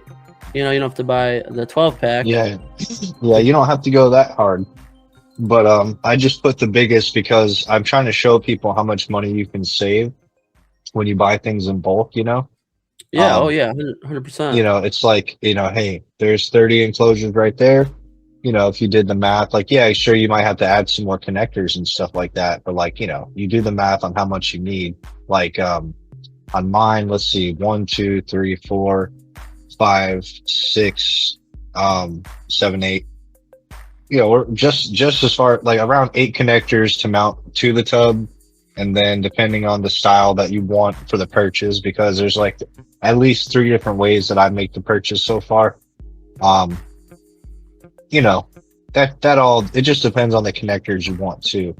Like Yeah. those are just like a simple build. They also have Y connectors. They have the T connectors. I've made it with straights.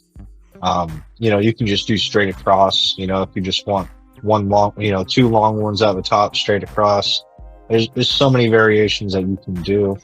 Um, the reason that I do it to where they're crossed like that is stability. Because if you just have like one long one and you go to take it off, it's going to curl. But Yeah. if you have it to where it's that shape like a box and you disconnect the perch, it holds the shape. And that's why I landed on it. Yeah. That's So why I kept the shape. you make the lattice more of the crosses because it stabilizes it for the animal. Yeah. Like Yeah. it's fine whenever it's plugged in, but whenever you dismount the perch, that rubber tubing wants to curl.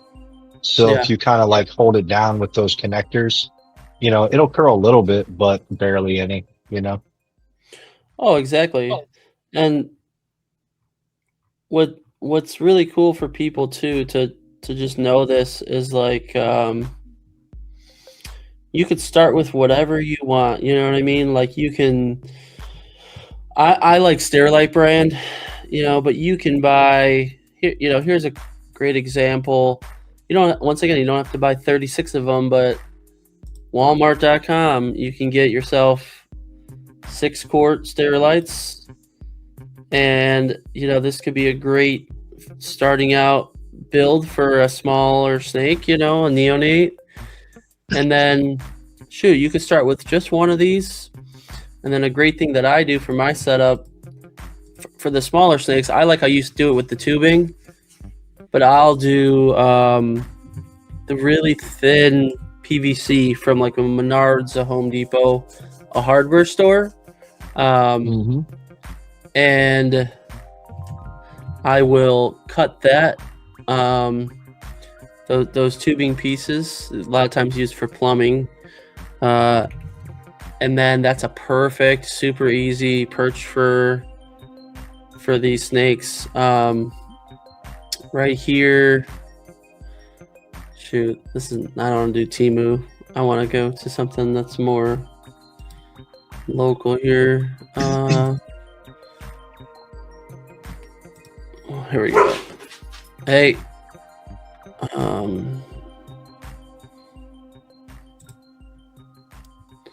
Here we go.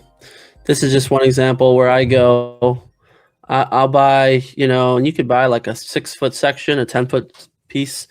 Now, don't get 2-inch PVC pipe, but you can buy really, really tiny. I mean, this is 3/4. This is pretty big too. But they have 1/2 inch. I think they have even smaller.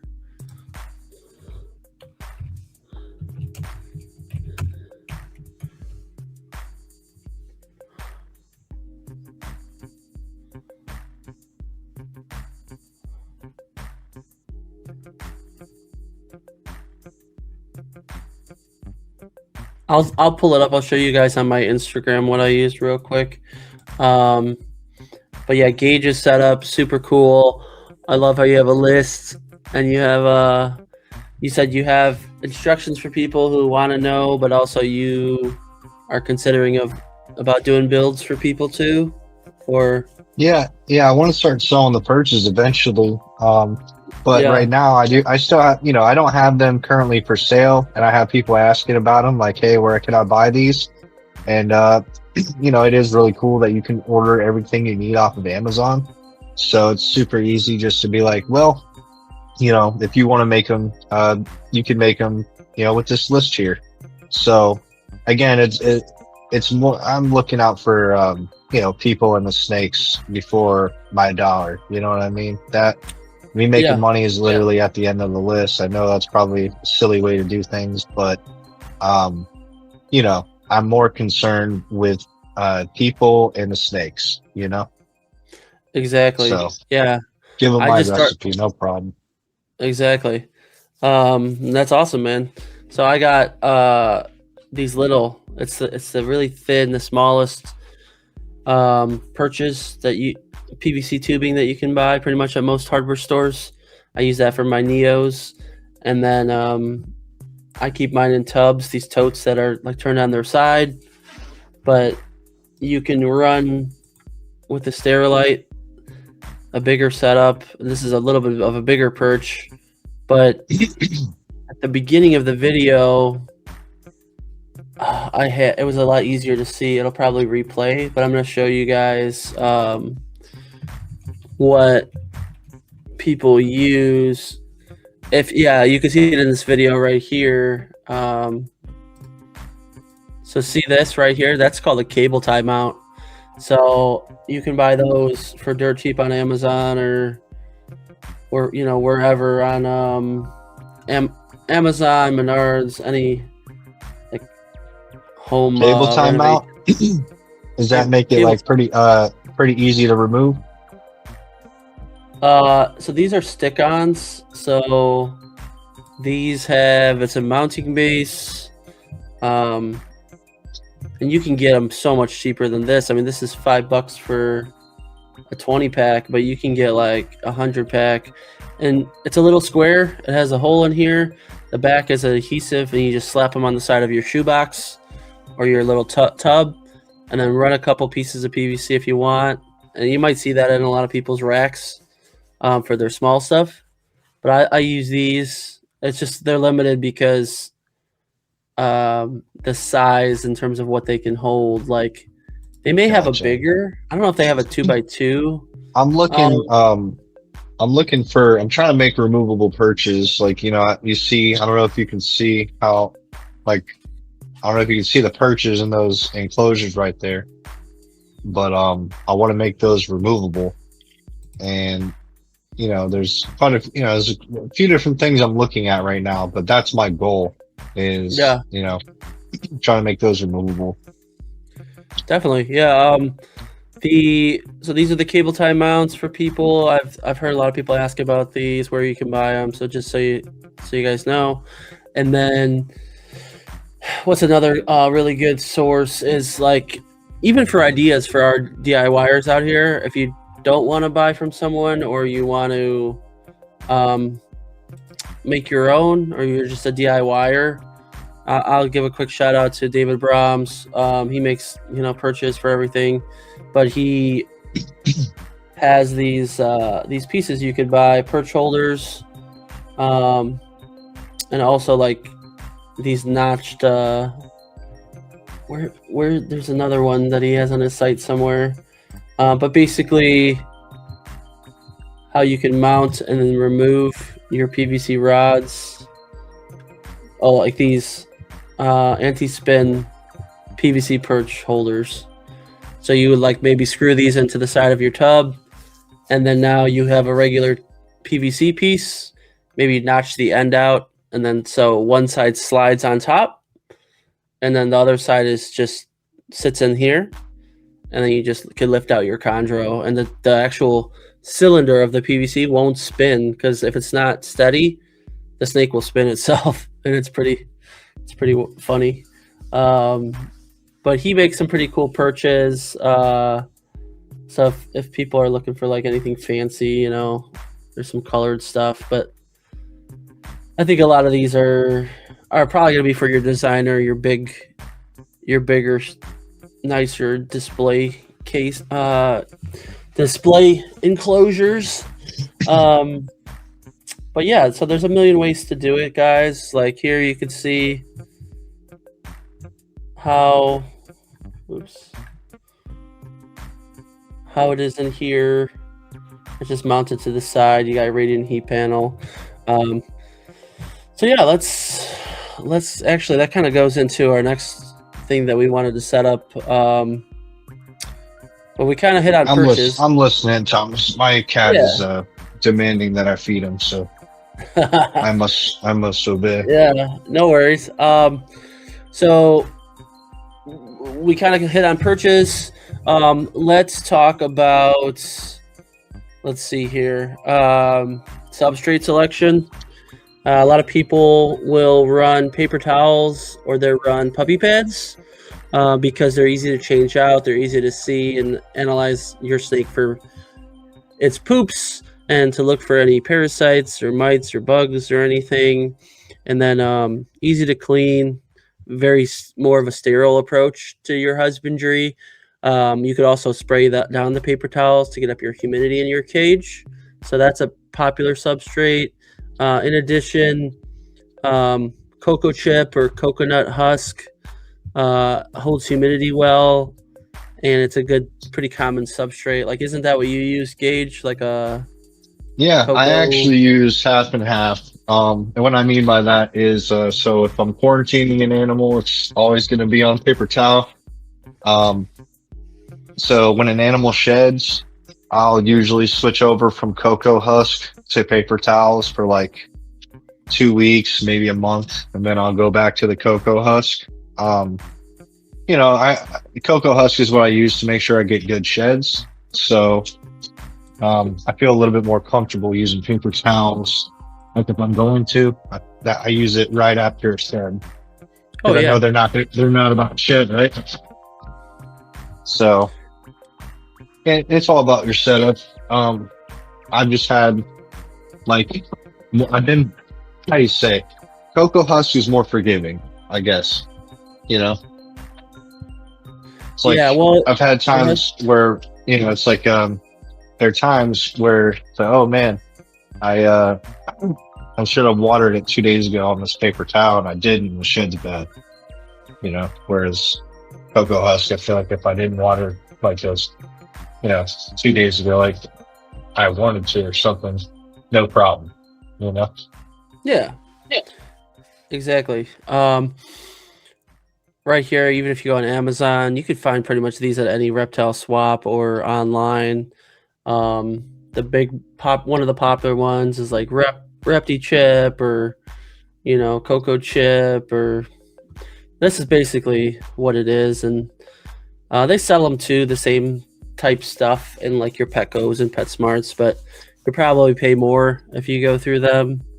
So yeah, there's a lot of options here, and you could, like you said, you can mix it with other things. And if you do use any type of dirt, I will say for people out there, don't buy things with like pesticides or plant food in it. Like try to buy organic, like all natural, 100% pure. And if you're buying anything from a gardening store, like just make sure there's no additives in there. And then I think some people have noticed kind of that we haven't talked or mentioned bioactive setups at all. They're just really not ideal for chondros, and if you do go bioactive, you probably want to be keeping for a while, and you probably want to go all out and have the resources to build a really nice, beautiful setup that you could easily maintain the bioactive in. But really, just simplicity is going to get you so far. Start simple, make it easy on yourself, and just learn the snake. You know what I mean? Just be one with the chondro. Yep. I've tried all those, put plants in there. You got bugs doing the cleanup and all that stuff. And, it works out better when, when you do everything. It's kind of like when you're trying to hire someone else to do the job for you. It's like, hey, they didn't clean everything out well. It's like, well, then you should have done it. Exactly. And I think the other aspect of the enclosure build, regardless of where you live, if you're in Florida, if you're in Canada, if you're in the Arctic, you better have some source of heating and a way to control your heating. So I'm gonna pull up a pretty popular brand in the community, but it's an easy way to just showcase what type of heating there is. So there is this site, Reptile Basics, and it just shows, like obviously there's heating by, you can do a light bulb, you can do a heat emitter, ceramic heat emitter, you can do belly heat, side heat, heat tape, heat pads, heat rope, a million options. Well, let's just keep it simple. You can buy kind of pre-made heat tape that's connected, or you can buy pads that are kind of already a little bit more, let's say, polished product. I will say I'll show what you use, Gage, here in a second. But shoot, if I was like wondering how to heat, and I saw these options, I'd be kind of flustered. But like just check this out. Like just a simple under the tank heater. They assemble it for you. It's like plug and play, ready to go. There's different wattages. I recommend buy the highest wattage you can buy at the time, and then you could always kind of dial it down in terms of your thermostat. But you get something like these, or you can go on, Amazon, and you can buy. What brand? Do you remember what brand you use? Brand of a heating pad. So I have 3 different pads that I'm using. Okay. So just one moment and I will tell you. Yeah, because that dog's still out running. There's obviously there's a lot of good branding and good brand awareness of Zoom Med products. So there's these Reptitherms that are pretty common in the hobby. The thing with with most of these pads, where you see it's just kind of like a black pad with wire and a plug, those are like have an adhesive on one side. So if you're putting it on the side of your tub or the bottom of the glass aquarium, like you want to have a little bit of space below it. And I think they give you risers with it if it's sandwiched on the bottom. But if you keep it on the top, I believe you run yours on the top, right, for your chondros? Yep. And are yours stuck to the lid, or do you not peel off the? So, all right. So let me look at the brand really quick. So, Yeah. I'll go to this one last because it's kind of like, anyway. So the first one we got here is ERAARK Reptile Heat Pad. Oh, sorry. Do it one more time. ERRK. It's ERAARK. And it's 16 watts. And it's an adjustable pad. Oh, right here. Okay. So, yep. So I got. So if someone were to want to build the 4-stack 64 quart, I would probably recommend using something like this. Yeah, if you make sure to have the perch high enough up in the right space, you can definitely get enough heat penetration with this. Yeah. Let me ask you this: Do you know what your ambient room temperature of your snake room is, roughly? It changes, but like right now, it's 76. I have it measured. Like I'm looking at the measurement right now, 76. Okay, so you're Um, already, so that's nice. You're probably used to that, right? Or is that warmer? no, that's probably about where it always is. You know what I mean? Now in the summer, it might creep up warmer than that, you know, but, I don't have to like really put too much heat to get where I need to be, you know? Yeah, yeah, that's good. Yeah, Like, because what I was gonna say is like, so my ambient, besides my reptile room, right? Like, let's say I keep my snake, in the living room or in the basement next to my computer. Like that room might be cooler, even if it's winter, summer. It might be like a 70 ambient. So now that will affect, just like so people know, your ambient room will also affect how you're gonna be able to heat your enclosure with your heating source to get your hotspot warm enough. So with 76, and then you have this on the top close to the perch. Yeah, it's probably perfect for getting your warm side dialed in. And it looks like this brand. This is a really nice price. It has a built-in rheostat, so what you could adjust. You could yeah, probably you can adjust the heat. adjust how much power it's getting, and then you can dial it in to see if it's hitting your temperature just right. Yeah, So the snake will that's usually kind of tell me, like, if I can do it and the snake's like, again, it doesn't, just because it's right up under it doesn't mean that it's in a bad space or anything, but, you know, um, yeah, I know for sure that I'm in the good parameters if the snake feels comfortable enough to not be right underneath it, but like kind of to the side of it, you know?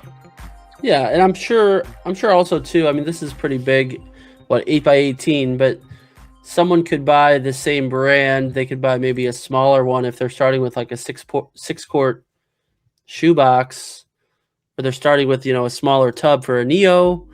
Yeah, Maybe they proportional. could get, yeah, proportional. Can get one of these smaller ones, slap it on one side, one portion of the tub, or on the back sidewall or something, and then they could play around with to see if it hits the parameters. This one looks like it doesn't have the rheostat built in, but I mean, for $10, and it's a 8 watt for $10. It's Beyond Link, some other company, but yeah, there's a lot of options, guys. Like, there's a lot of ways to do it, and to save money. This is pretty cool too. I'm seeing a lot that some also that have thermostats built in, like this Yeah, Repti I Zoo. saw a lot of those, you know? Like, that's really cool too, because so I use thermostats on my stuff, because they're Reptile basic heating mats, but some are flukers, but they pretty much only get themselves up to, they say like 95 degrees or 100 degrees. So now it depends what you're using that for the animal. Like if it's belly heat, that might be perfect, because the company's thinking it has to go through substrate, it has to go through the bottom of your enclosure. But with these, it looks like it has a thermostat built in. You could dial it into what you want. You have a probe there, and then you could adjust it. You could probably, I wonder too, if you could run this probe through the top of your enclosure and use it to kind of amp up how much power is going to this heat pad, or you could run a separate one like an Inkbird or something. So I think there's a lot of options for people, and I think that's what we're going to get into next is the parameters for keeping your animal. We kind of hit on all of these. Maybe there's one thing I should touch on real fast before we go into the next section, which would be like the thermostats. And I just want to mention one company because I really like their stuff, and I think it's if you have the money, and if you do think you're going to be like, hey, I'm going to get a few chondros, I'm just going to start with one. You can get yourself a controller, like they have Spider Robotics is a very popular brand. and you could buy these, and this is basically just a thermostat to run with heat tape or heat mats, so you could really dial in the power and adjust and make sure you have good temps. A little bit pricey, you know what I mean? I bought one of That's these. what I use for my incubator. Yeah, so definitely need it for incubation. But some people, like, I got 4 enclosures on my Herbstat 4. Super badass product. I definitely love Spider Robotics. They got Wi-Fi, but it's expensive. You're not, Yeah. as you No, I'm building. it's an amazing product for sure. Yeah. So let's get into the parameters so we can go through basics. Like, I like to think it was in one of the popular books, like Greg Maxwell's book, The More Complete Chondro, and I think he talks about heat, humidity, and hydration, the 3 H's. So I want to give him credit. And basically, you have those 3 H's to worry about and to really just dial in for your chondro. With heating, you got to think about your hot spot, what you're going to keep your kind of your perch and your warm end of your enclosure at. And then you have your humidity of the cage. And then hydration is more about water bowls, or are you giving the chondro another method to drink? So I will say all 3 of these are essential. They're critical, and you need to have them within some portion of the range to keep your chondro happy and healthy. And yeah, I mean, maybe could you share with us, so for heating parameters, right? What are you running your hotspot basking side of the perch at? Are you at an 86, 84, somewhere in that range? That's where I'm trying to hit around, I'd say that's where I am. It's been some time since I've measured in there. Yeah. But if that's around where I'm at. Hold on. Sorry. My microphone, well, one of my headsets died. Sorry. Oh, But you're good, man. so the heat pad that I'm using, it's hard to explain, but basically I don't have it measured. I'm going based on the chondro's behavior. You know what I mean? Yeah. So I'd say my basking area might even be like, 86, 87. You know what I mean? But it's got a decent radius on it, so they're not always under it. Like they'll be right to the side of it. Like one's in the middle of the enclosure, one's towards the heat but not quite under it, and then this girl that I just moved right here, she's right up under the heat. So but I'd say that, I don't have it measured right now. I just know from the, it's like with the heat of the heat pad, the temperature of the room, the space between the heat pad and the wood and the heat that's putting off. I couldn't tell you the exact temperature, but I know that it's it's good enough. Yeah, exactly. As far as like, it's the snake's digesting, and my enclosures are large enough to where I do go probably a little bit warmer on the warm spot. So, it could be warm, bro. It could be pushing closer to 90. You know what I mean? Yeah. But there's it's only a small part of the tank. You know what I mean? It's only a very small, like I think the heat pad looks like, I don't know, it's less than a foot by maybe a foot, Okay. Like, yeah, it's like 8 by 8 or something like that, So Nice.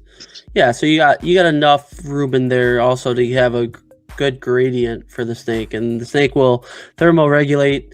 It'll choose where it wants to be, where it's most comfortable, and what it needs. Especially if it was feeding and it needs to digest. Maybe on the warm side more frequently. I wanted to point out real quick, like, So, and I kind of follow this. I'm kind of somewhere in this range. So Greg Maxwell's book, he mentions a couple things. He says the ambient temperature in my main room is from 72 to 78 degrees Fahrenheit day and night, unless he cycles for breeding. And then he says he tries to keep his cage gradients 75 to 90 degrees. So, but the average temperature is about 84 to 86. So, he doesn't like the cages to drop below 75 in any one spot or warmer than 89 in the basking area. So, however you dial in your cage, if you're keeping your room at 70, 74, but your cage cool spot, is maybe 74 on the low side, but the basking side is 86 or 89. There's going to be a gradient in that cage, and the snake will not get too hot, not get too cold. It's going to have some wiggle room to move around. So I think those are good heating parameters for people. And also with the humidity, what the substrate can play a huge role in it, and also the amount of ventilation you have in your cage. So I will say tubs hold humidity extremely well. Super easy to keep your humidity up in a tub setup, and super easy to modify it too. Like if you have your tub and you want to adjust the ventilation, you can easily use a soldering iron and pop a few more holes in there, or drill it, cover them up, play with them as needed. If you live in a drier environment, like we have dry winters here in Illinois, but I know you're out in Florida, so your humidity is probably up a little bit easier to maintain. But you still do you wet down sometimes your cocoa husk or mist them? Yeah. Yep. So and what's your ballpark humidity? Because I try to always hit above 60 at the minimum for my humidity levels. I think the house doesn't go below like 46. You know what I'm saying? Yeah. Like for me personally, my caging, I usually keep my cages like 60 to 80% humidity, depending. If I could tell a snake is going into shed, maybe I'll bump it up, or I'll mist them or mist the cage a little bit more. But that's kind of a rough. You don't want to keep your snake. Go ahead. So I'm more of an eyeballer.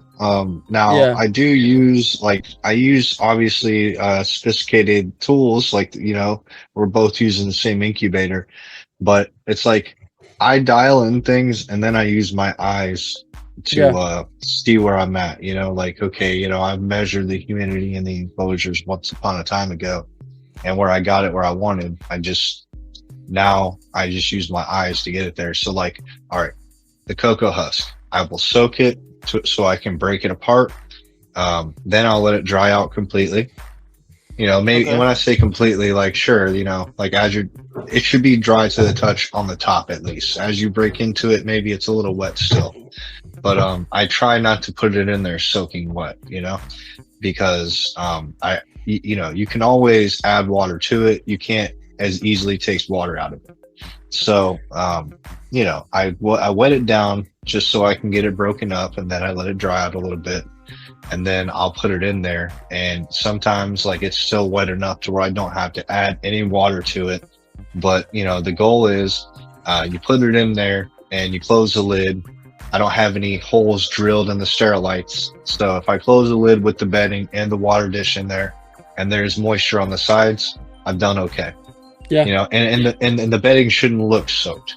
Again, this should look like, like not wet, not dry. You know what I mean? And then when you put it in there, the side of the container will let you know.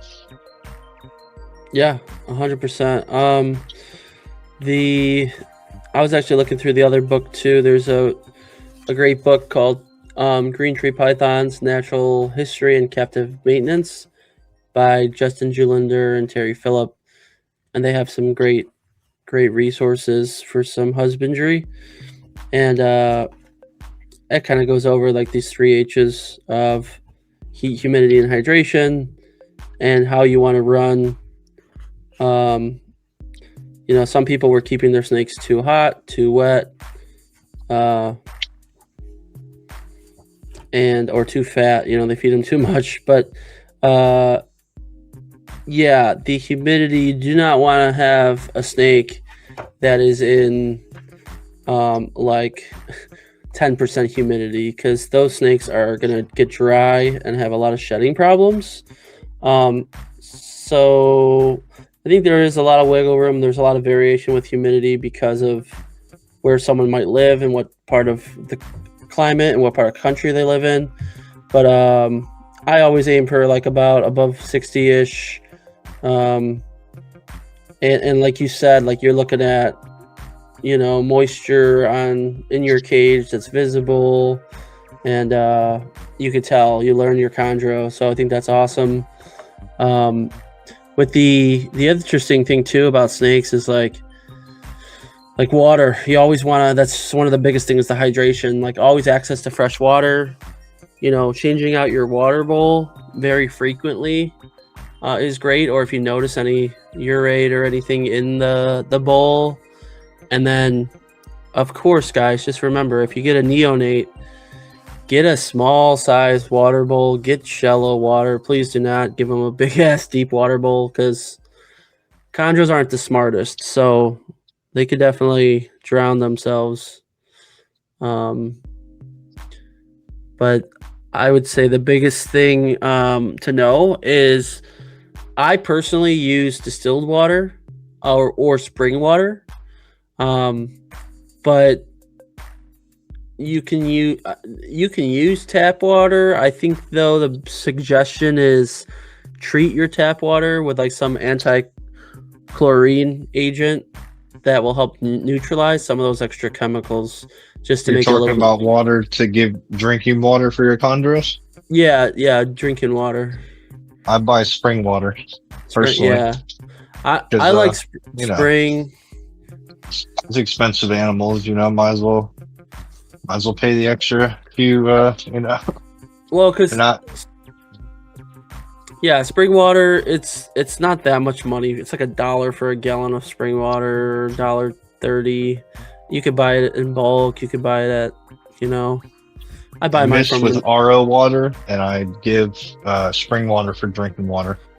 Yeah, because the one thing I was gonna say is like with distilled water, you have to sometimes watch out for you're not getting as many minerals in there, because I think the distillation process doesn't bring with the minerals, but with spring water you'll get more of those natural elements in there.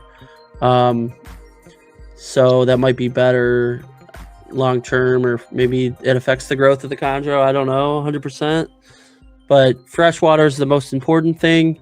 And yes, avoid chlorinated water. Now you don't have to give your snake like Fiji water or like Evian, but yeah, maybe try some spring water. And then lastly, prey source, deciding on what you're going to do. Now we have rodents as really the main staple diet for these animals. In the wild, they may eat skinks and lizards, geckos, and stuff as babies, and then they switch maybe to more like a small rodent mammal marsupial, kind of when they hit that year mark.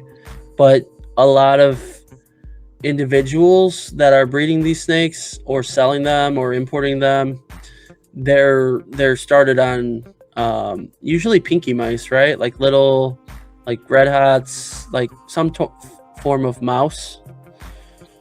Yeah, that's what I started mine on. And so, I personally do frozen thawed. I get my snakes from my rodents from a local reptile expo, and I try to buy all different sizes, just so I have all different sizes for my collection, and kind of stock up, because the prices are just going up and up. But it's going to depend on what you're getting. Also, you should ask, like, for your first snake, what's it being fed on? What's it currently eating? When was its last meal? You should have an idea of, okay, it's eating It's on pinkies, or it's on fuzzies, and um, it's eating well. It's had X amount of meals. It has maybe 10, 20 meals in it. It's always good to verify that your snake is eating before you get it. And you might not know the truth about how it's eating if you buy it from an expo or you buy an import, because some of these snakes may have not eaten at all, may have not eaten in months, weeks. But being consistent, like if someone starts their snake on rats, or got it used quail, and then kind of switched it around, and then the button quail, and then did mice, and then rats, and it's all over the place. And it's like, my snake won't eat. Like, you may have to scent it. You may have to switch it back to whatever source it was on. So stay consistent with whatever you do.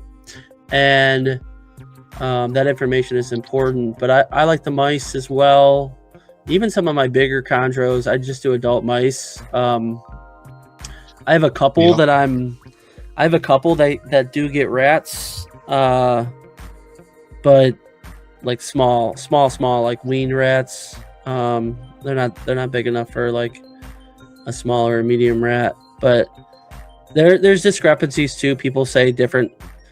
There's information once you want to really dig deep into this about the calcium content, the fat content, the nutrition, and the consistency of the food item at different stages. Like, let's say a pinky mouse versus a fuzzy mouse, like in how much of their skeleton and is formed, and maybe how that might play a role in digestion or prolapse. So there's a lot that you can get into, but just know you can do frozen thawed. You could also do live. I think with live, anytime you got to be careful. But if you're doing like a live, if you're doing like a live pinky mouse, like there's no risk of it hurting the snake at all. But you're right though. If it's any kind of a capable animal, definitely it's something to be wary of. Yeah, exactly. Like, if you do get an adult mouse, like even if you're using tongs to hold that mouse to feed it, and it's a subadult or an adult chondro, and it bites and coils right away, there's still a chance that that mouse could bite the snake and cause a wound, cause an infection. So you just got to be careful, just if you don't know it or haven't done it, seek out someone who's experienced, and you'll find that the community is friendly, and we try to help each other as best as possible, give good information. In terms of sizing, I've only started, my smallest snake was probably like some neos that were 2 to 3 months old.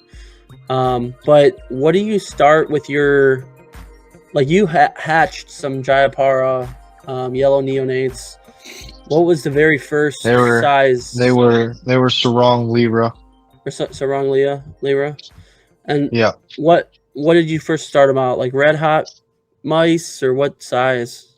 Yeah, pretty much the smallest pinkies that you can get was what I started them on. And it took quite some time. It wasn't, sure, I tried. It was my first time trying to feed these guys, so I naively just put pinky mice into a cup, and then just left it in there with a snake, hoping it would just eat it. And but yes, I used pinky mice for mine. Yeah, that's what I established them on. Exactly. And I think there's a lot that goes into frequency for how often you're going to feed the animals. Some people used to say, well, what I've heard for neonates, but obviously this is probably the younger neonates, like every 3 to 5 days, or 5 to 7, depending. So yeah, I'd feed them like every 5 to 7 days, and honestly, I was trying to baby them. So like, you probably should be trying to uptake the food, but I was, my neos are pretty small still because I babied them, you know? Yeah, I I've definitely done the same thing. My neos, I was really worried about. I wanted to lower my risk for rectal prolapse. So all my three yellow neos, I really went like on the long end. I probably did like every 7 days, maybe a little more frequent. But and then I really wanted to see them almost have a poop, almost have a bowel movement before I fed them again, just because that was my first thought on, if you feed them 2 meals, yeah, maybe they could handle 2 meals.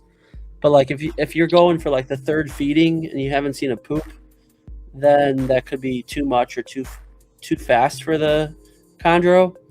Um, but I also think that's not really the main thing that causes prolapse. I think like a lot of it deals with the hydration of the snake. Yeah, definitely a multifaceted issue. Yeah, multifaceted. It could also genetics could play a role, or the prey animal. I mean, the sex a lot too. I mean, prolapse is mainly a female. Not to be sexist here, but mainly a female trouble. Yeah, exactly. I'm gonna pull up my Instagram real quick and just show some people like a little bit of feeding. These are all frozen thawed for all the viewers out there. Frozen thawed feeding, so nothing live right now. But let's pull this up. Yeah, I feed live, but I don't show live feedings. Yeah, well, no one wants to see it. I mean, I get weirded out when some people show pics of like live feeding and kind of squeezing the life out of the animal. I just think it's a little too much. But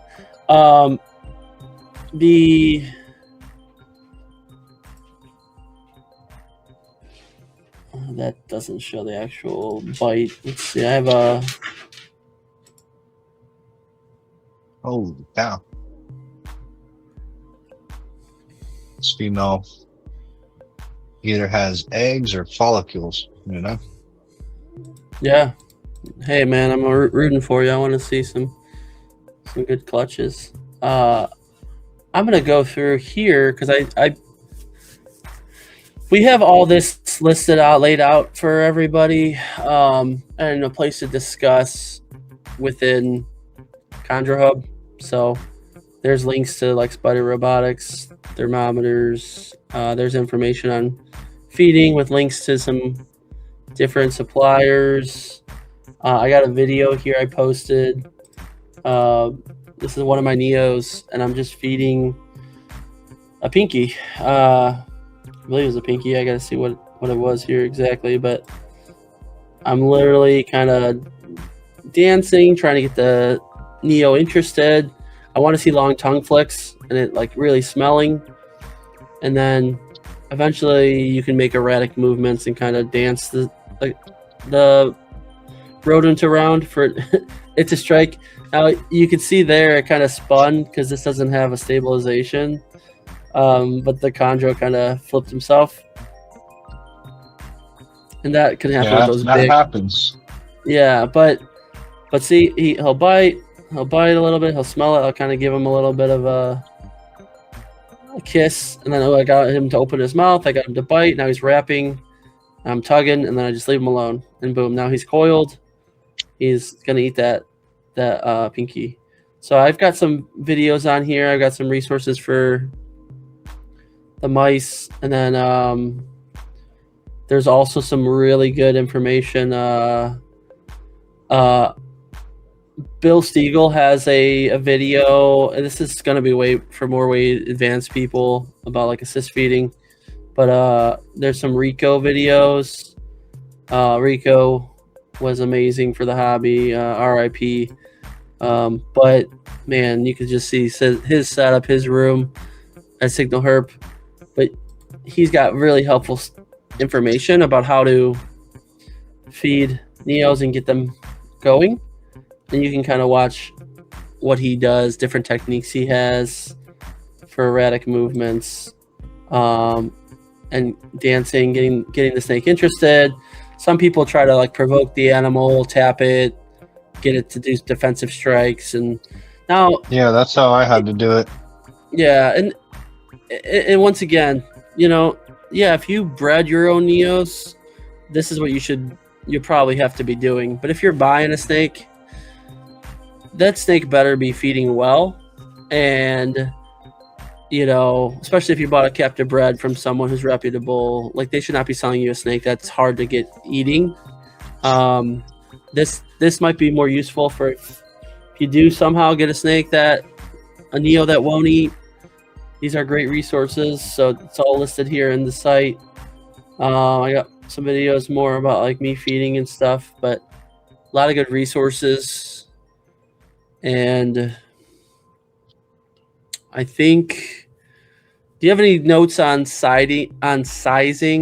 Like what's the biggest you'd ever go for a snake? Would you not want to cross like the diameter thickness of your snake? I mean, I will, you know what I'm saying? But like if you do it, definitely don't do it twice. You know what I Yeah. mean? Um, like especially like on my Neos, like when I started getting them up like a meal, like you know, I you do it within reason, you know what I mean? Like if you even have to sit there and be like, you know what I mean? Yeah. You know, you definitely go a little bit bigger. They're made to grow, they're made to stretch. So Yeah. you can go a little bit bigger. But if you like, let's say like you just miss eyeballed it and you know, you got something a little bit bigger you were intending, definitely don't get another big meal the next time around. Maybe even go smaller if you overshot it a little bit, you know? Exactly. Like I'll show you guys an example of when I think I went too big and when I was just right or maybe undersized, but I have this was the same snake that I fed more appropriate size meal, I thought. So you could see, I think that was a weaned rat or a fuzzy rat. To be honest, the sizes to me can get a little blurry, but I'm feeding this chondro, or it may have been my wife, but boom, super easy, coils it. Like you can kind of see how small that looks in the size of its coils. Um, in this feeding video, uh, I think it was sleeping, and she, but yeah, she bites it, she gobbles it up.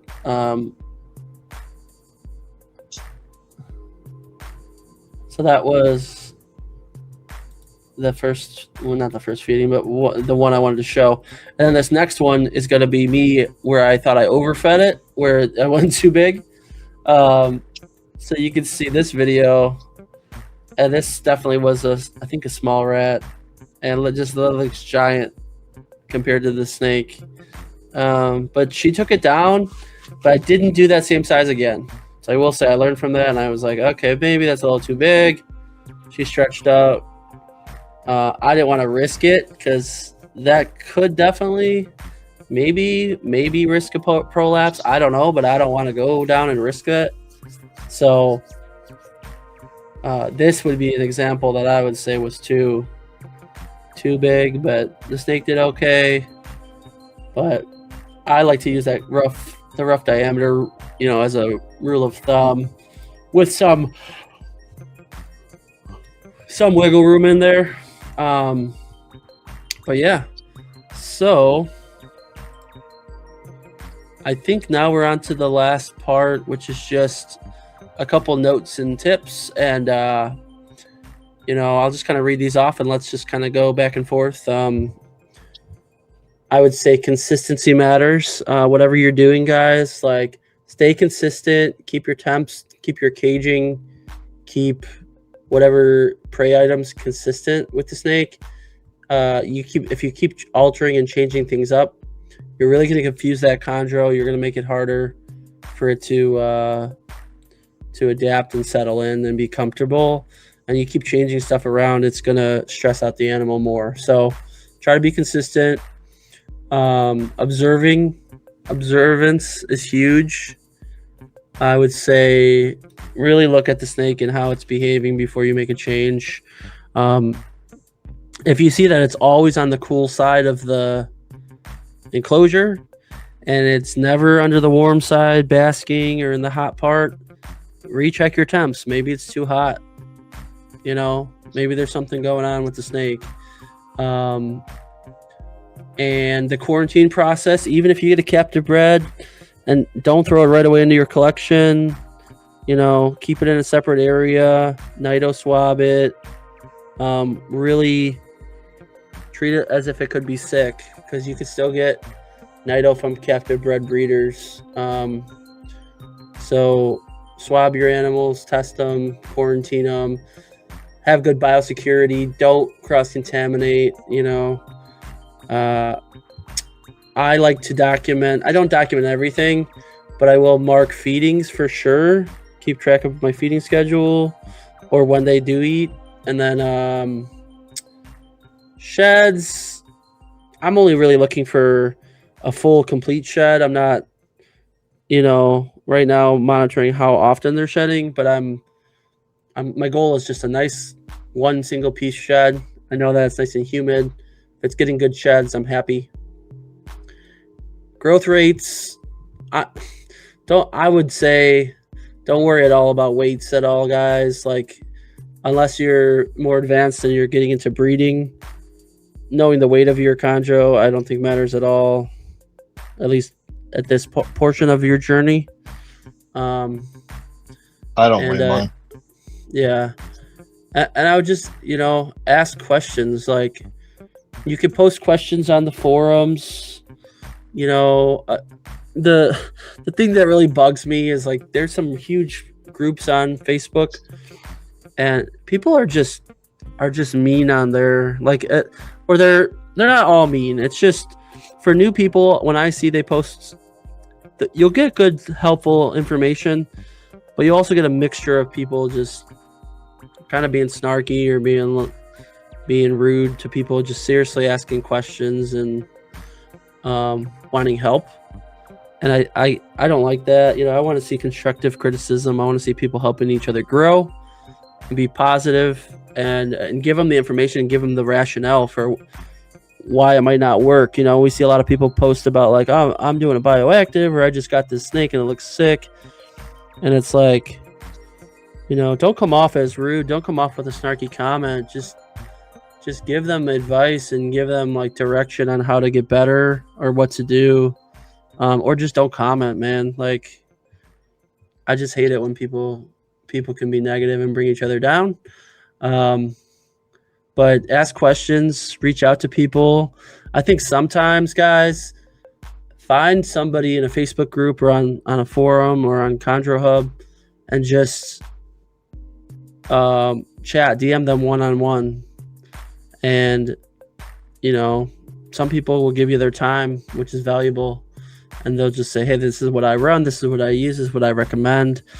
And they'll give you honest advice, and they may be more open with you or more responsive than on a big Facebook post. So that's those are my 2 cents. Some short little tips here and there. But Gage, do you have anything to add? Any personal observations or tips? I mean, we touched on a good deal of them. Sorry, just a tad bit distracted because it's the time of day where I start cooling everybody down, and I have 2 females that are giving me signs they might be working on some eggs. So I'm like, I'm like contemplating pulling them out. Yeah. No, you're good. But yeah, no, I feel like we touched on most of the things that I was planning on saying. Yeah, I definitely think that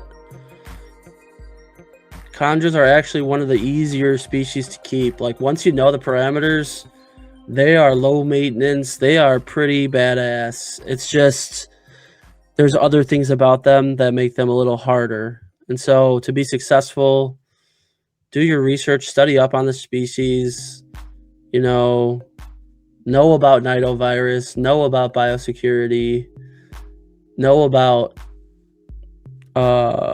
feeding, and then go through a reputable breeder or somebody that that or someone who can vouch for them.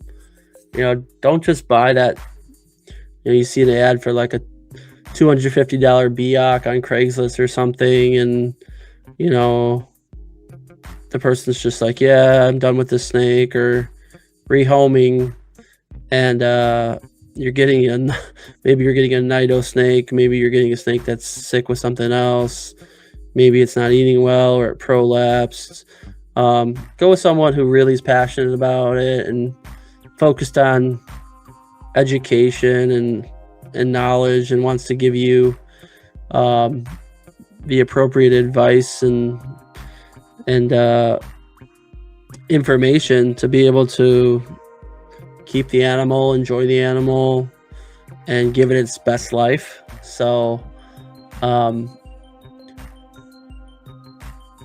it's up to you. It's your responsibility to be a good keeper. These are living animals, so they're not just something. They're not throwaway pets. They're not impulse buys. With any animal, you better be prepared to give it everything that it's going to need for the duration of its life. And just know that if it does get sick, or if it does need veterinary care, be prepared for that if you need to. I mean, there may be some cases where, you might hear some people say just throw it in the freezer or whatnot, but I don't know. Just when in doubt, if you're not knowledgeable, if you don't have the background in veterinary medicine or healthcare, or you're not a breeder or something, just go to a vet, ask some people, go to a vet, get that professional opinion and professional assessment done. Yeah, chondros are badass. I mean, I'm very grateful for a lot of the information that I've seen on YouTube, but a lot of stuff was learned after hours and hours and hours of listening to podcasts. And so I'm like, dude, like, we should make a video where we're just going through all the basics for like your first time chondro and what you want and how to do it. And then from there, it's a great starting point for people to be able to confidently make that first purchase, or if they already made that purchase, they could jump in, and now they kind of have a platform that gives all the support and gives the feedback for them to get better and to tune in, hone in on their husbandry. Back in the day, there was Tappa Talk, there was MVF, there was Chondro Web Forum. We had kingsnake.com, class, like the forum part, and Fauna Classified. There's forums, and people were just, posting questions, learning from each other, growing. And, you gotta ask, you gotta reach out to people. Don't be shy. Don't be embarrassed. I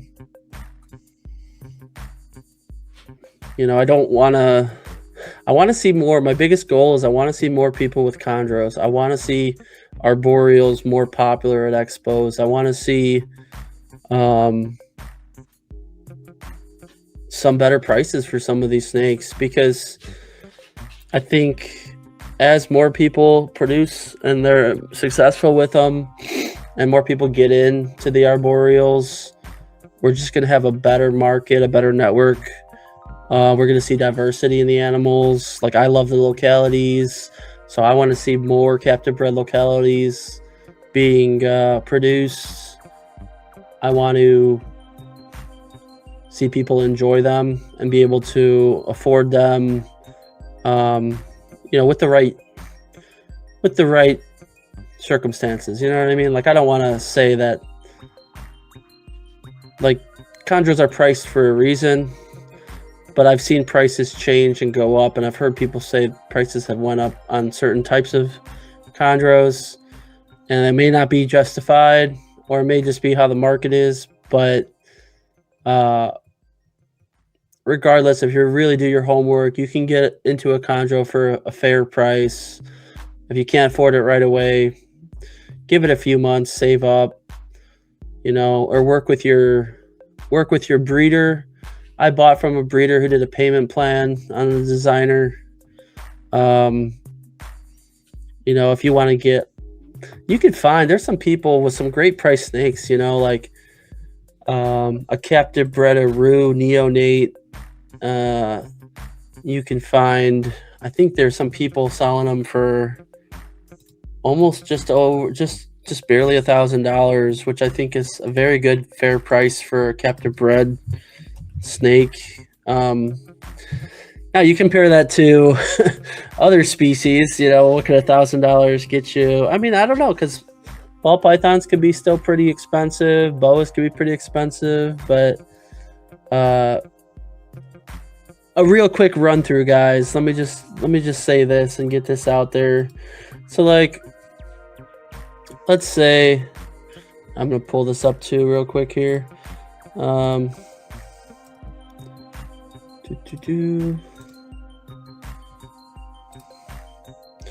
right, okay, so $400 for a Biak. I believe this was a farmed or captive hatched snake. Don't just go with the cheapest. Okay, so Bushmaster Farm, so Indonesian farm, they bred it. Good chance that it has parasite load, so you want to treat it. So you got to ask this person, did he treat it with antibiotics or antiparasitics or any antibiotics? Was it dewormed?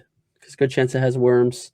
And you're going to want to get it tested. So, you're already looking at, another couple $100 on top of that. And that's to say that it survives, does well, doesn't have any issues from you treating it. Then let's say it does get sick. You got to take it to the vet expenses. Boom, you're already at $1,000 or more. Now, let's say you buy, come up with your price a little bit. We're still kind of in some of the importers, but here we go. U.S. captive bred. This is an Aru type locality. $1,000. He's got pictures of the pairing. He's got pictures of the snakes hatching.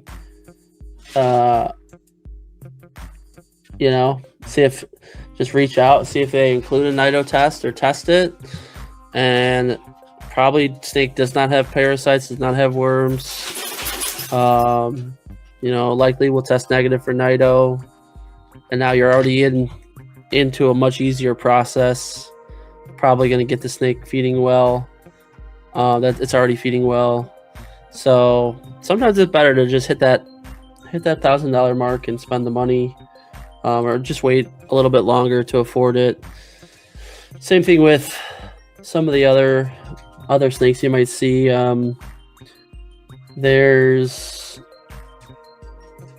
Let's see. You start hitting like the $1,300, the $1,500 range. You're going to get a little bit more rarer localities, captive bred ones, and you'll notice differences even within localities of the same breeder for yellow versus red neonate. So just know why some price them so differently, and really it's really import versus captive bred. Then you have localities. Then you have within a locality yellow versus red neo, except for Aru, because Aru's only coming in yellows. So price differences there. And then you can get into like designers, and then the designers start getting really expensive, and then the variation between a yellow and a red designer could be pretty significant. Like for example, I wonder if there's an easy example. I don't know, like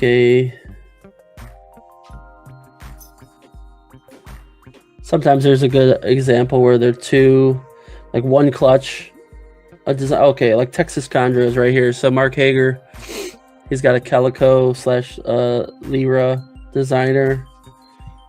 He shows the pairing, and so he said he paired it. The pairing was a Lyra female to another animal that was a calico pairing. WCP, October Womaniac times a Jayapura Lyra. So kind of like an outcross almost. But that 2,500 for that yellow neonate. And then you're like, okay, well, that's 2,500. And then you see a red neonate from that same clutch, I believe. It's posted on here. And you see the price difference. If he has it up here. Yeah, 4,000. So $1,500 more for the red neo from that same pairing. And why? Why, you ask? You know, it's more likely because the reds tend to have a better, more vivid adult color. Their phenotype, or they might be more likely to express a phenotype like the parents. So the reds are always priced a little bit higher, or a lot bit higher. So if you're wondering that, guys, like, why is it so expensive? But you can see these snakes get, once you get into the designers, you can see some gorgeous animals. You can see the price tag go up and up. But still totally awesome animals, still worth every penny. I think almost every chondro is beautiful. I used to say every green tree python is like still a stunning animal, regardless of the locality or if it's a designer or whatnot. I've seen some gnarly looking chondros, but most definitely, most of them are pretty, just stunning, just pretty animals. Yep. Sorry, man. Yeah. No, you're good. Got some breeding activities over here. Hey, dude, you're good. You're no worries at all. Anything else you want to close with or add? I mean, we're going to post this as a video. This will be posted to the YouTube channel, Illinois Reptile Hobbyists Association. But we're also going to kind of edit it up, clip it up, probably have some shorter segments and clips and things. So please, anybody watching this video, like, comment, subscribe. Please check out chondrohub.com. Message me, whether it's on YouTube, Facebook, Instagram. I will send you an invitation. Membership is free. I really want serious people in there, people who are into the snakes. And I really want to keep scammers or any bad people out of the site, out of the community. So, you know, you could message any of us. Message if you happen to be talking to Gage, you could ask him. We can get you an invitation link for Chondro Hub. And definitely be sure to check out arborealsbybun.com. Can't wait to see what you produce, what's coming up.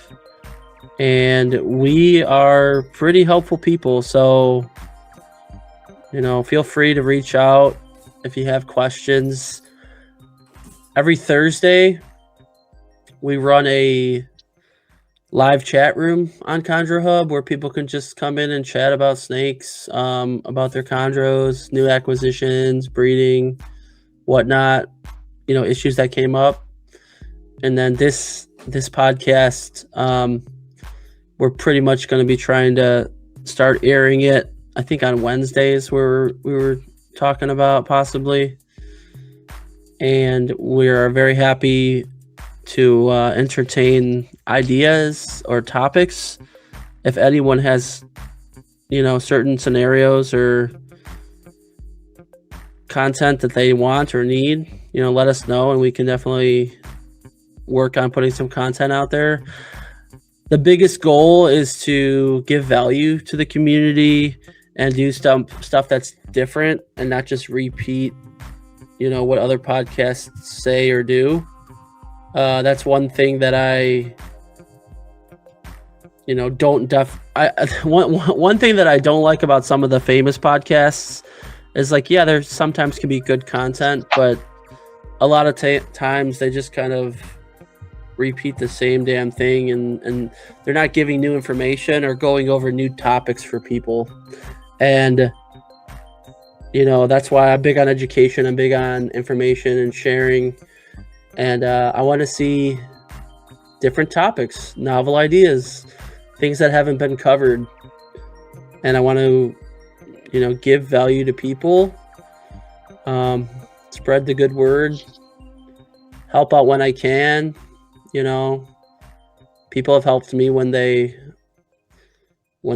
have had the extra time and stuff. So, what's that phrase people say?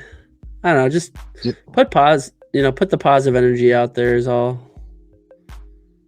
Yep. And, people have helped me, so I'm going to help others, Yeah, because,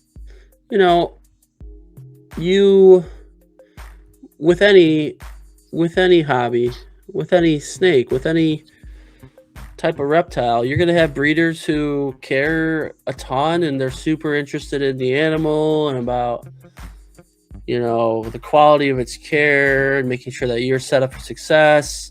Then you're going to have people too who are flippers, or they're just selling for somebody else, or they're just selling imports or whatever, or even captive breeders, and who are just like, hey, I'm just selling you the snake, you figure it out, so you're gonna see both sides of the spectrum,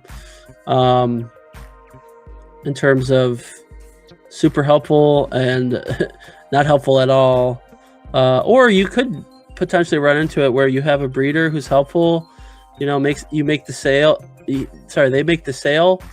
and then now you start having a problem and like they vanish, or you're not getting any support.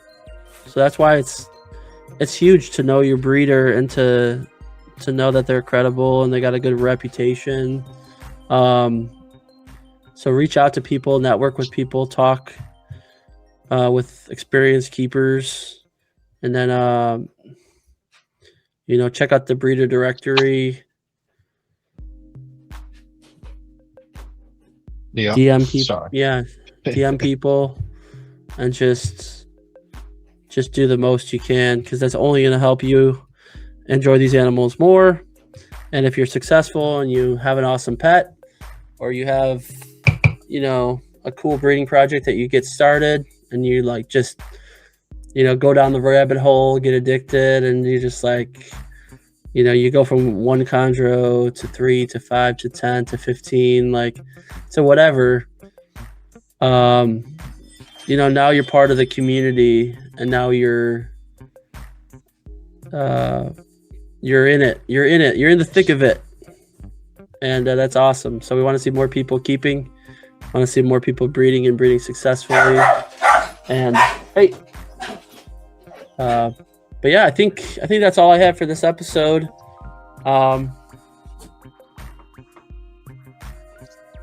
Any last comments, Gage, or are we pretty good?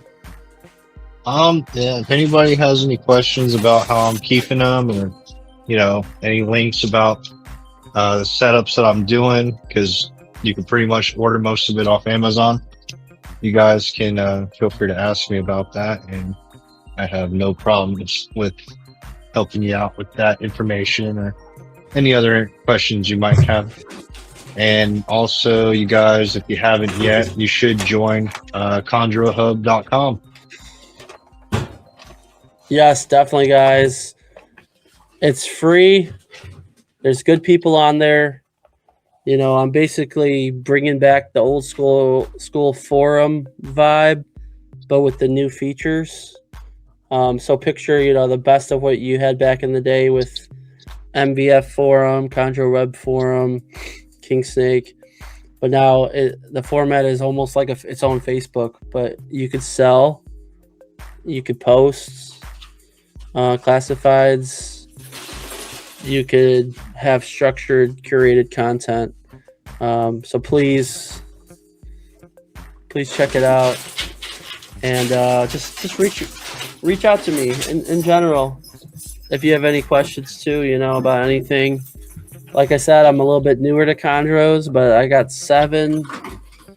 I've gotten neonates, subadults, almost close to adults, imports, so captive bred. Kind of seen the you're in touch with the right people though. So even though you're new, you're already pretty much caught up to speed. Yeah, well, that's some the thing. Experience that we all need, but yeah, you're pretty knowledgeable. Yeah, thank you. Yeah, I've asked a lot of questions. I've talked to, Bruce Carpenter, Patrick Holmes, Ryan Young, John Irby, Bill Stiegel, like a lot. As you get more into the hobby or into the chondro community, you'll hear these names. You hear people who have produced some wild snakes or have worked with certain localities and things, and I just try to keep learning and be accurate and provide good information for people, and if I'm wrong about something, I want to hear it and I want to know why I was wrong, and I want to fix it and just get better and just be positive about it, hear constructive criticism, and just keep growing, because that's how Rico did it.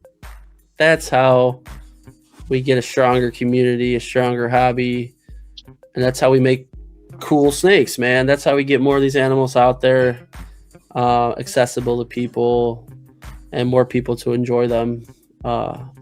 So yeah, I'm gonna call it. I think this is a nice, long, meaty episode for people who I'll chapter this video for people, so you guys, it'll be a little bit easier, and we'll clip it. But yeah, all right, man. Peace. See you, buddy. All right, thanks everybody. for having me. Yep, thanks for tuning in, everybody.